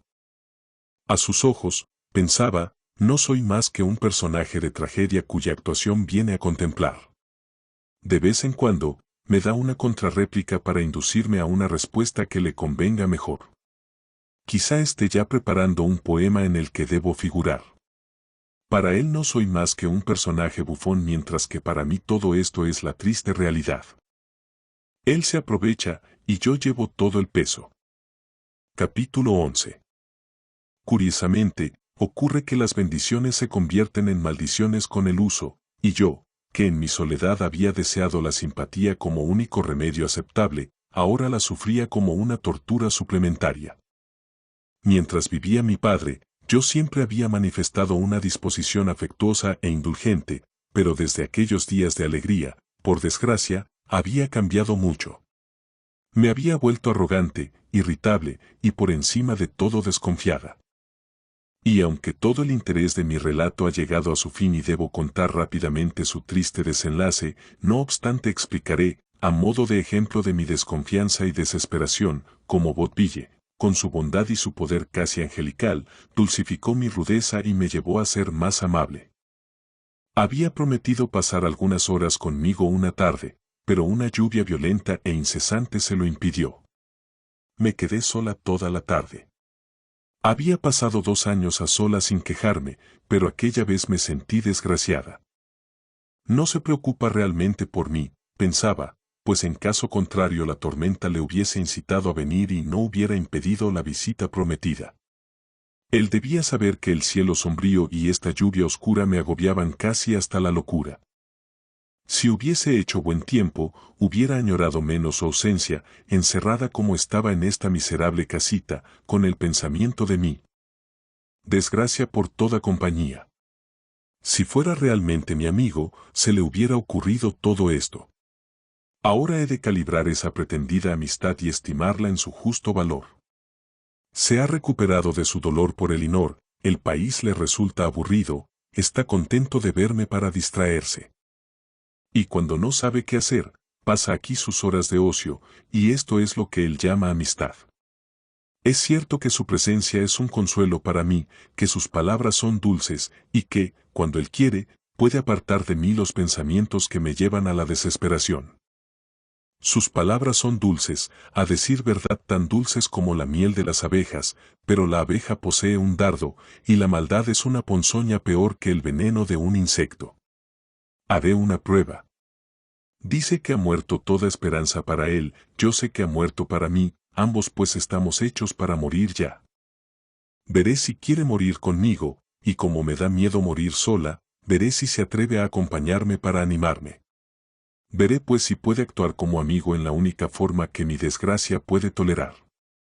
Era una locura, creo, pero me hice tanto a la idea que no pude pensar en nada más.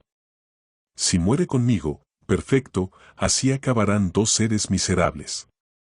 Si no lo hace, ridiculizaré su amistad y beberé el veneno delante de él para que se avergüence de su cobardía. Preparé toda la escena con el corazón convencido, y me dediqué a ese proyecto con frenesí. Conseguí láudano, lo puse en 2 vasos sobre la mesa, llené de flores mi habitación y adorné la última escena de mi tragedia con el cuidado más escrupuloso. Al aproximarse la hora de su llegada, mi corazón flaqueó y me puse a llorar, no porque renunciara a mi proyecto sino porque sentía que, aun manteniéndose firme, el espíritu ha de pasar por varias revoluciones afectivas antes de poder beber su muerte. Pero todo estaba preparado cuando llegó Botville. Le recibí a la puerta de mi casa y lo llevé solemnemente a la habitación con esas palabras. Amigo mío, deseo morir. Estoy totalmente cansada de sufrir esta miseria de cada hora, y voy a deshacerme de ella. ¿Qué esclavo no intenta, si puede, escapar de sus cadenas? Mirad, estoy llorando. Desde hace más de 2 años, jamás he podido disfrutar de un momento sin angustia. Muchas veces he tenido ganas de morir, pero soy una verdadera cobarde. Es duro para una persona tan joven como yo, que una vez fue tan feliz como lo fui yo, privarse voluntariamente de toda sensación e irse sola hacia una lúgubre tumba. No me atrevo. He de morir y sin embargo el miedo me hiela. Me detengo y me estremezco de horror y luego, durante meses, sufro infortunios en exceso. Pero ahora ha llegado el momento en que debo dejar la vida, tengo un amigo que no se negará a acompañarme en este sombrío viaje. Esa es mi petición. con toda seriedad, os suplico y os imploro que muráis conmigo. Entonces volveremos a encontrar a Elinor y lo que yo he perdido. Veis, estoy preparada. Aquí está el brebaje de la muerte, bebámoslo juntos y dejemos de buen grado y alegremente este ordinario curso de los días que odio. Os apartáis de mí. Sin embargo, antes de decirme no, pensad, Botville, en lo dulce que será tirar lejos esta carga de lágrimas y dolores bajo la cual padecemos ahora. Con toda seguridad encontraremos la luz después de haber atravesado el oscuro valle. Este brebaje nos sumirá en un sueño apacible, y qué alegría ver, cuando despertemos, que miedos y dolores pertenecen al pasado. Un poco de paciencia y todo se acabará. Sí, un poquito de paciencia. Mirad, aquí está la llave de vuestra prisión, aquí, en nuestras manos. ¿No seremos más viles que unos esclavos si la rechazamos y nos entregamos libremente a la esclavitud? Mirad, tengo las mejillas rojas de placer solo de imaginar la muerte. Todo lo que amamos ya no existe. Venid, dadme la mano, dirigime una mirada de simpatía alegre y juntos iremos a reunirnos con ellos. Un viaje que nos mecerá, cuyo destino nos traerá la felicidad y en el que nuestro despertar será el de los ángeles. ¿Dudáis? ¿Acaso sois cobarde, Botville? Vamos. Dejad ese aire confundido de compasión humana. Ah. Si supiera qué palabras emplear para describir el esplendor de la muerte, ¿cómo os ganaría? Os digo que se acabaron nuestras vidas de pobres mortales. Estamos a punto de convertirnos en dioses. Unos espíritus libres y felices como dioses. Qué loco perdido en una ribera sin amparo, al ver a su amor haciéndole señales para que se reúna con él desde una isla de la otra orilla, se detendría con el pretexto de que las olas parecen oscuras y agitadas. ¿Qué importa esa ligera pena que se encuentra en el camino, que hace temer al cuerpo endeble la amargura de la ola, una breve pena, soportada con cordura, sabrá conducirnos a ese largo reposo en el que duerme en paz nuestra alma, tendida en la tumba? ¿Me habéis oído bien? He aprendido el lenguaje de la desesperanza. Lo conozco de memoria porque yo soy la desesperanza. Pero estas palabras son falsas, la ola quizá es oscura pero no es amarga. Nos echaremos, cerraremos los ojos deseándonos buenas noches, y al despertar seremos libres. Venga, no tardéis más, rezagado. Mirad esa agradable poción. Mirad. Soy un espíritu del bien que os invita, no una joven humana, cuya convincente voz os dice: venid y bebed. Al tiempo que hablaba, miraba fijamente su expresión, su maravillosa belleza, la celeste compasión que resplandecía en sus ojos. Su mirada amarga pero seria, llena de desaprobación y de sorpresa, hizo cambiar mis locas intenciones antes de que él hablara, y me llenó del pesar más dulce. Vi sus ojos húmedos cuando cogió mis manos entre las suyas, se sentó a mi lado y dijo: es muy triste el acto al que me queréis conducir, amiga querida, y muy grande ha de ser vuestro pesar para llenar vuestro corazón con tan tristes pensamientos. Suspiráis por la muerte, aunque la teméis, y queréis que yo os acompañe. Pero tengo menos valor que vos, e incluso acompañado, no me atrevo a morir. Escuchadme, luego reflexionaréis para saber si debéis convencerme de vuestro proyecto, y si entonces la imperiosa elocuencia de vuestra desesperación puede hacer tan atractiva la negrura de la muerte que hasta los cielos luminosos parezcan oscuros. Escuchad, os lo ruego, las palabras de alguien que también alimentó pensamientos de desesperación, que esperó la muerte con un deseo impaciente, pero que acabó pisoteando ese fantasma y aplastando el aguijón que le espoleaba. Vamos, al igual que habéis jugado el papel de la desesperanza para mí, yo haré para vos el papel de una y os sacaré indemne de esa oscura caverna. Escuchadme y déjaos ablandar por palabras en las que no subsiste la menor preocupación por mí mismo. No sabemos lo que significa este vasto mundo, esa extraña mezcla del bien y del mal, pero fuimos colocados aquí donde se nos manda vivir y esperar. Aquí está el bien, y en la tierra nuestra tarea es encontrarlo. Si la desgracia cae sobre nosotros, debemos combatirla, rechazarla y seguir buscando lo que por naturaleza deseamos. Ignoro si esta perspectiva de búsqueda del bien nos prepara para otra existencia, o si simplemente debemos, como los trabajadores de las viñas del Señor, aportar nuestro lote y allanar el camino para la posterioridad. Y si fuera este el caso, si los esfuerzos de los virtuosos de hoy sirvieran para hacer más felices a los futuros habitantes de nuestro hermoso mundo, y si la labor de los que rechazan el egoísmo e intentan conocer la verdad de las cosas sirviera para liberar a los hombres de otra época, alejados aún de nosotros, pero que llegarán algún día, de la carga bajo la cual gimen los que hoy viven, y que como vos lloran amargamente? Y si no los liberan más que de uno de los males que son hoy día necesarios a la vida, la verdad es que yo no fallaré, y con toda mi alma ayudaré a esta tarea. Desde mi más tierna edad he pensado, seré virtuoso, dedicaré mi vida al bien de los demás, haré todo lo que pueda para extirpar el mal, y aunque el espíritu del mal tuviera que influir en las circunstancias y hacerme sufrir en el transcurso de mi tentativa, pues bien, mientras haya esperanza, y siempre ha de haberla, me pondré alegremente al trabajo. Tengo un poder del que mis compatriotas tienen muy buena opinión. ¿Creéis que siembro mis semillas en un terreno estéril, sin finalidad alguna? Creedme, jamás desertaré de la vida mientras la última esperanza no haya sido arrancada de mi corazón. Creedme, mi labor forma una anilla en la cadena de oro mediante la cual todos debemos esforzarnos por arrancar la felicidad de su trono en lo alto de las nubes, aún lejos de nuestro alcance, para que venga a habitar la tierra junto a nosotros. Supongamos que Sócrates o Shakespeare hubiesen sido presa de la desesperanza y hubiesen muerto en su juventud, a la edad que yo tengo. ¿No pensáis que su destrucción hubiese hecho perder al mundo, tanto como a nosotros, un progreso inestimable hacia el bien y la felicidad? No soy uno de ellos. Influenciaron a millones de hombres. Pero si yo pudiese convencer a 100, o a 10, o aunque solo fuera a uno, para conducirlo de una forma u otra hacia el bien, esta alegría me recompensaría de mis penas, y aunque éstas se multiplicasen hasta el infinito, la esperanza me ayudaría a soportarlas. En cuanto a los que no trabajan para la posteridad, o a los que, como yo quizá, lo hacen sin ser conocidos, pues bien, ellos también, creedme, tienen un deber. Os lamentáis porque sois desdichada.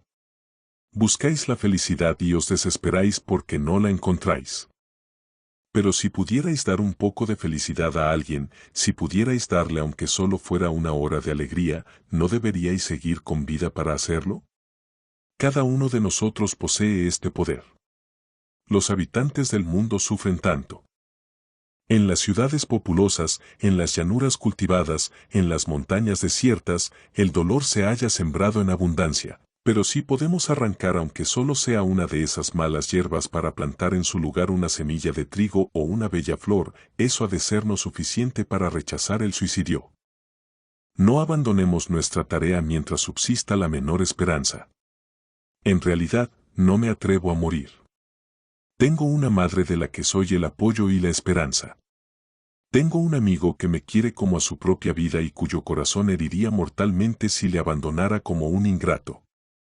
No moriré, y vos tampoco, amiga mía. Valor. Detened esas lágrimas, os lo suplico. ¿No sois joven, y bella, y buena? ¿Por qué desesperaros? O si desesperáis por vos, ¿por qué desesperar por los demás? Si jamás podéis ser feliz, ¿no podréis ofrecer jamás la felicidad? Creedme, si vierais en unos labios pálidos de dolor una sonrisa de alegría y de gratitud que, sin vos, nunca hubiese existido, sentiríais una felicidad tan pura y ardiente que os darían ganas de vivir más y más para experimentarla de nuevo. Bien, veo que ya os habéis deshecho de esas tristes reflexiones a las que os habíais abandonado con frenesí. Contemplaos en ese espejo. Cuando he llegado, teníais la frente arrugada, los ojos hundidos en las órbitas, los labios estremecidos. Vuestras manos temblaban violentamente cuando las cogí. Ahora, todo está tranquilo. Estáis afligida y se lee el dolor en las facciones de vuestra cara, pero es noble y sereno. Me permitís arrojar ese brebaje maldito. Sonreís. Oh.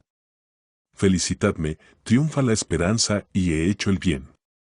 Débiles son las palabras que repito, pero fueron realmente palabras de fuego, y produjeron en mí una ardiente esperanza, yo, pobre miserable, tener esperanza, que hirvió en mis venas como el placer. Se fue después de muchas horas, no sin haber hecho progresar antes la chispa que había hecho nacer, y alimentado, con una mano angélica, el retorno de algo que se parecía a la alegría. Se marchó pero me quedé serena, saludando al cielo sembrado de estrellas y a la tierra húmeda de rocío con ojos de amor y deseándoles las buenas noches. Dormí tranquila, visitada por sueños que fueron los primeros en hablarme de alegría después de tantos meses. Esa tregua solo fue pasajera, y mis antiguos hábitos volvieron, pues estaba condenada a sufrir mientras estuviera con vida. Al dolor natural por la muerte de mi padre y a su horrible causa, se añadía la imaginación que multiplicaba el mal. Me creía manchada por el amor ilícito que había inspirado, me creía criatura maldita, proscrita por el género humano, pensaba que, cual otro Caín, llevaba en la frente un estigma que avisaba a mis semejantes de que había una barrera entre ellos y yo. Botville me había dicho que la expresión de mi cara me daba el aspecto de pertenecer a otro mundo. Así pues había notado ese signo. Aquí estaba, ese estigma que mostraba al mundo que había en mi alma lo que ningún silencio sabría acallar lo suficiente. Porque, a partir de aquel instante fatal y 10 veces maldito, no me rodeó una espesa niebla, y una nube negra no me separó de mis semejantes para que no se me pudiera ver más. Para que, a mi paso de nubarrón tenebroso cargado de deshonra, no se me pudiera reconocer más que por el estremecimiento helado que haría nacer y que indicaría con toda seguridad que algo impío estaba merodeando por allí. Entonces hubiese vivido en ese lúgubre páramo sin recibir la más mínima visita, y no hubiera destruido a nadie con mi presencia sacrílega. ¡Ay de mí!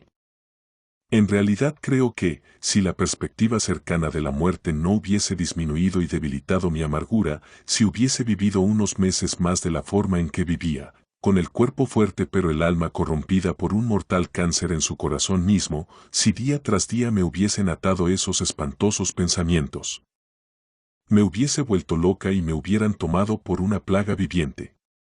Tal era el horror que inspiraban a mis elucubraciones solitarias este cuerpo, esta voz y todo lo que se manifestaba de mi miserable persona. Pues ¿acaso no era yo la fuente misma de toda esa culpabilidad a la que había que dar un nombre? Todo eso era superstición.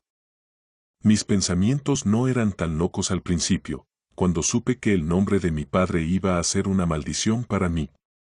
Mi vida solitaria era la que me inspiraban esos devaneos. Pero cuando vi que Botville, día tras día, intentaba ganar mi confianza y yo no lograba relatar mi sombría historia, entonces experimenté con mucha más fuerza el miedo. Aplastante de ser realmente una criatura maldita, una paria destinada a morir. Capítulo 12.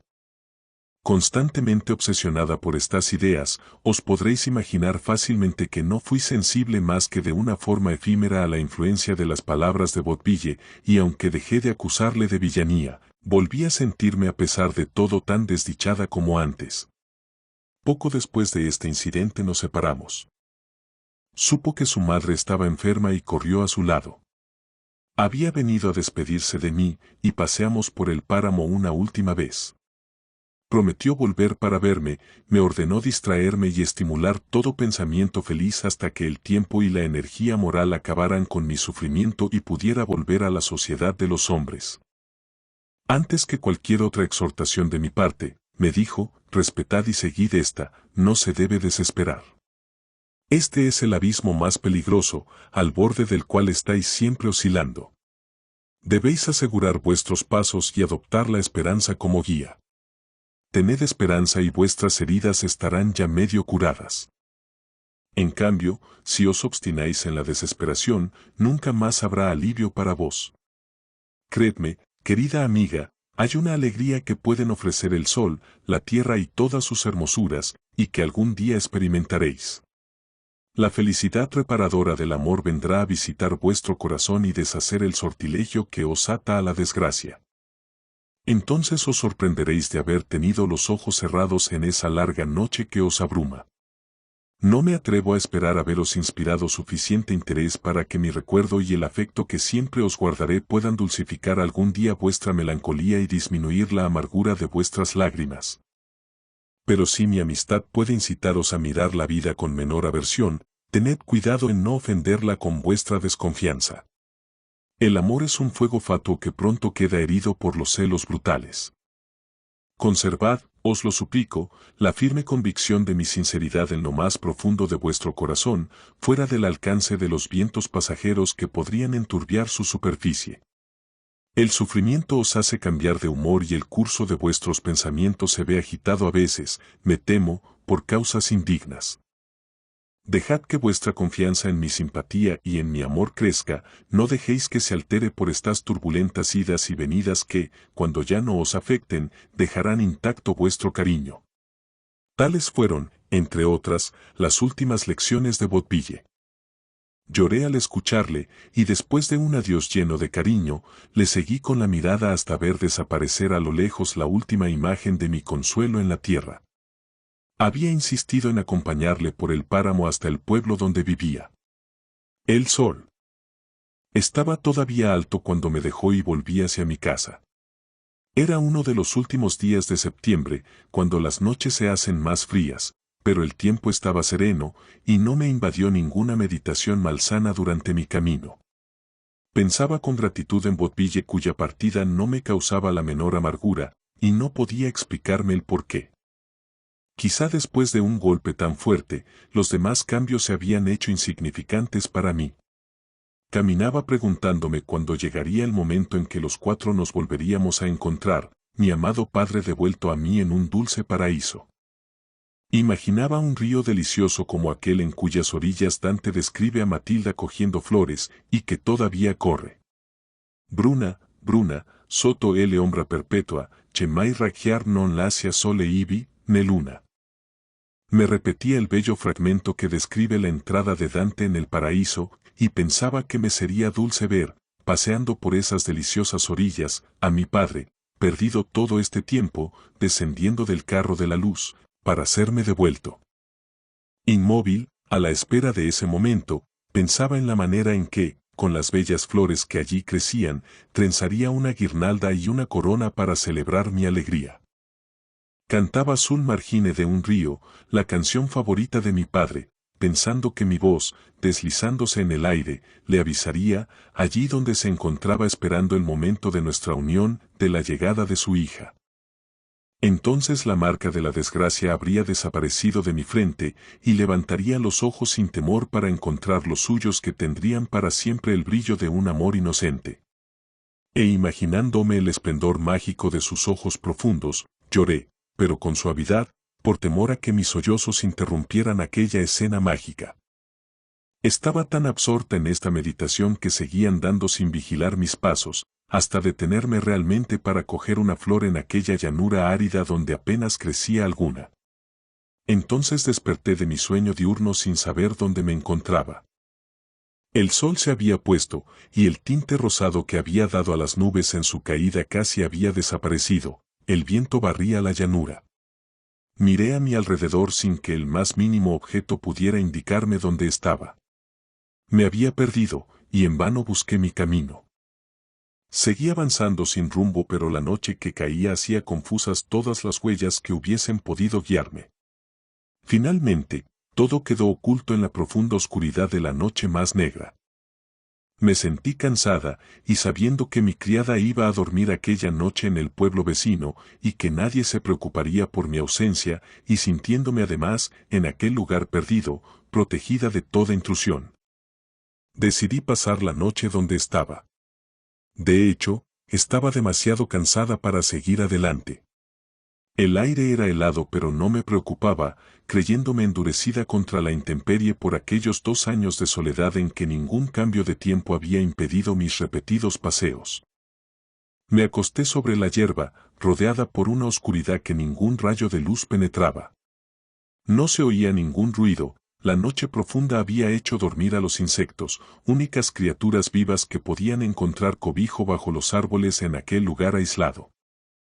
En el aire había un silencio maravilloso que calmó mis sentidos y reavivó mi alma, mientras mi espíritu parecía abrazar la eternidad saltando de una imagen a otra. Todo era confuso pero tranquilo en mi corazón, mis ideas se hicieron imprecisas y acabaron desvaneciéndose en el sueño.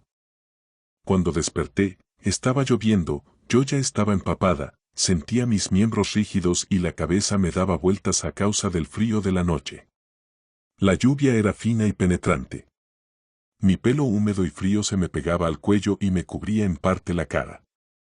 Apenas tuve fuerzas para apartar con un dedo el largo mechón tieso que caía sobre mis ojos. La oscuridad, en gran parte, se había desvanecido, y al este, donde las nubes estaban menos densas, se veía la luna detrás de las nubes grises. Allí detrás está la luna y es luna llena, pero me parece pequeña y sin lustre. Su presencia me dio esperanza para encontrar mi camino gracias a ella, pero me faltaba energía. Y pasaron muchas horas hasta que pude llegar a la casita, arrastrando los pies lentamente, descansando a menudo sobre el suelo húmedo, incapaz de avanzar.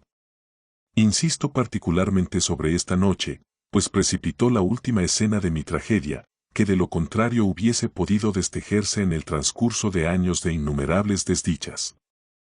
Me encontraba muy mal al llegar y totalmente incapaz de quitarme la ropa mojada pegada al cuerpo. Cuando llegó por la mañana, mi criada me encontró casi sin vida, echada en el suelo de mi habitación, presa de una fuerte fiebre. Estuve enferma mucho tiempo, y cuando me recuperé del peligro inmediato de la fiebre, se manifestaron todos los síntomas de una rápida consunción.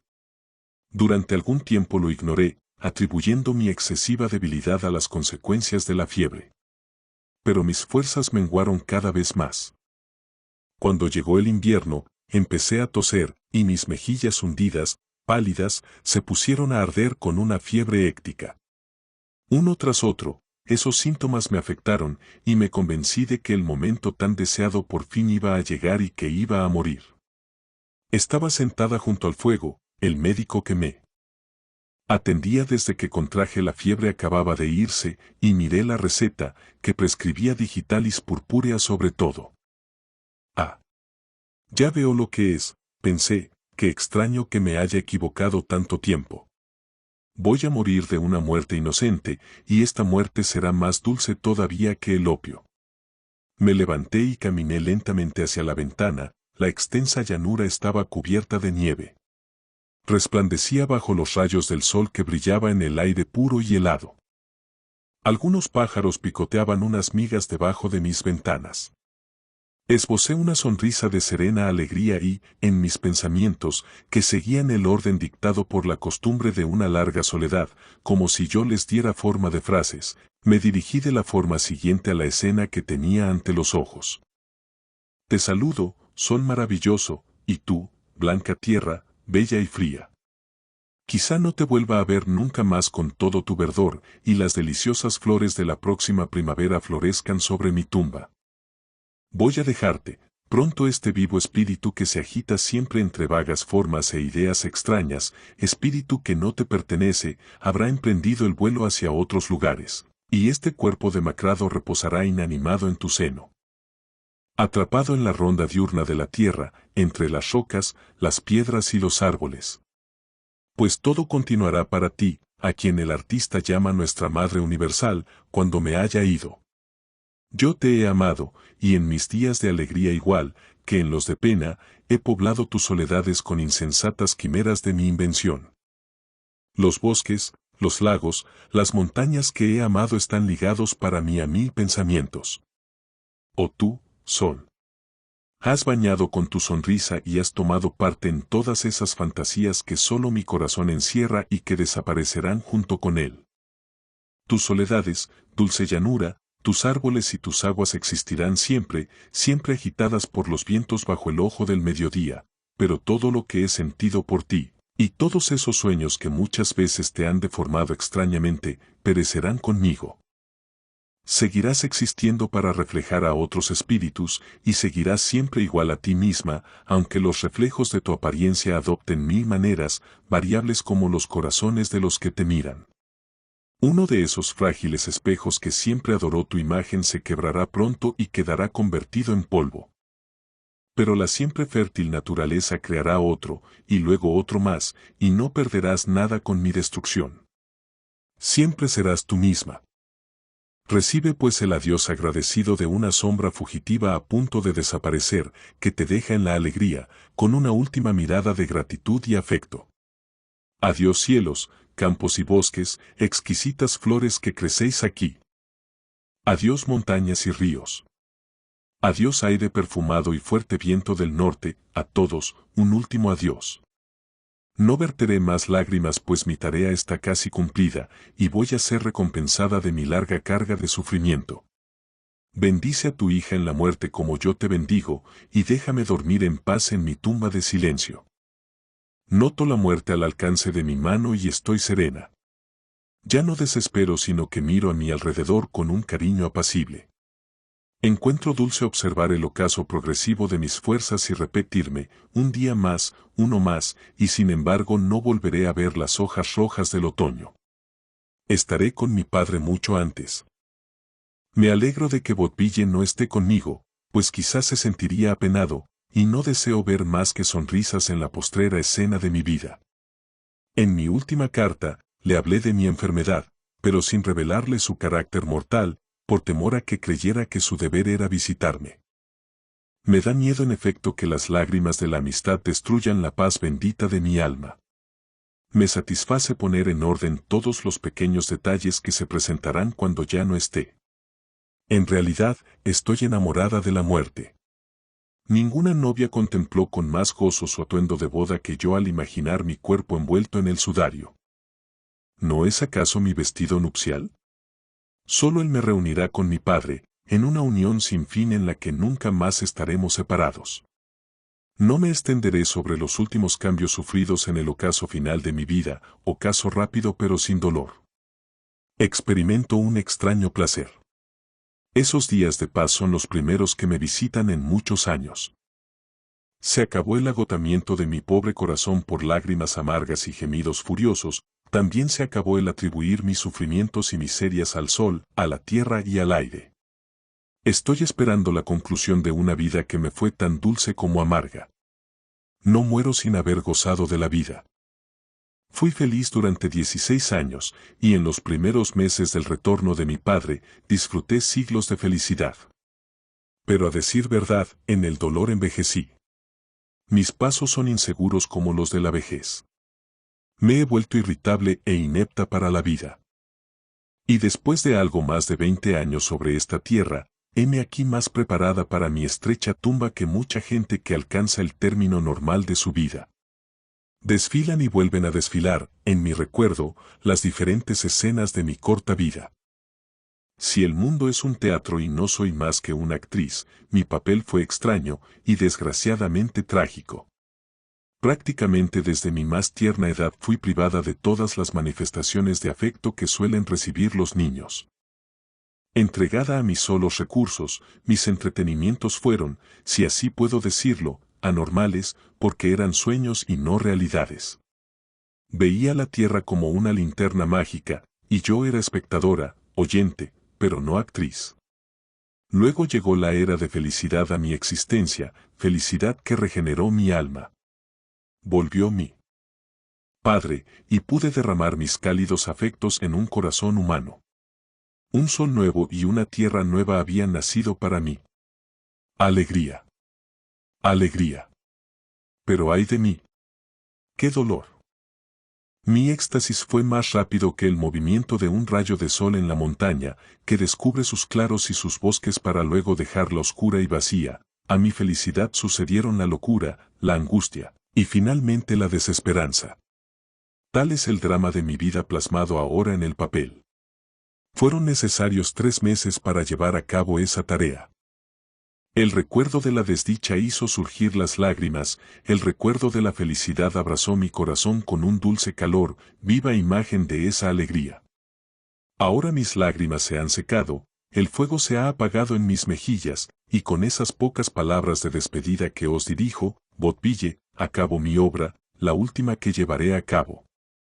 Adiós, mi único amigo en el mundo. Vos sois el único lazo que me ata a la vida y que rompo ahora. Dejaros no me hace daño, y nuestra separación tampoco deberá afectaros.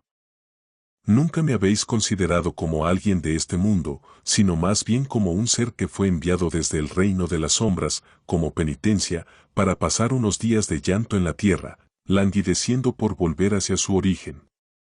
Lloraréis, pero vuestras lágrimas serán lágrimas de simpatía. Si yo pensara que ello puede atenuar vuestro pesar, os diría que sonriáis y me felicitéis por dejar esa pena que me habéis visto sufrir. Os diría, Botville, alegraos junto con vuestra amiga, hoy triunfo y soy totalmente feliz.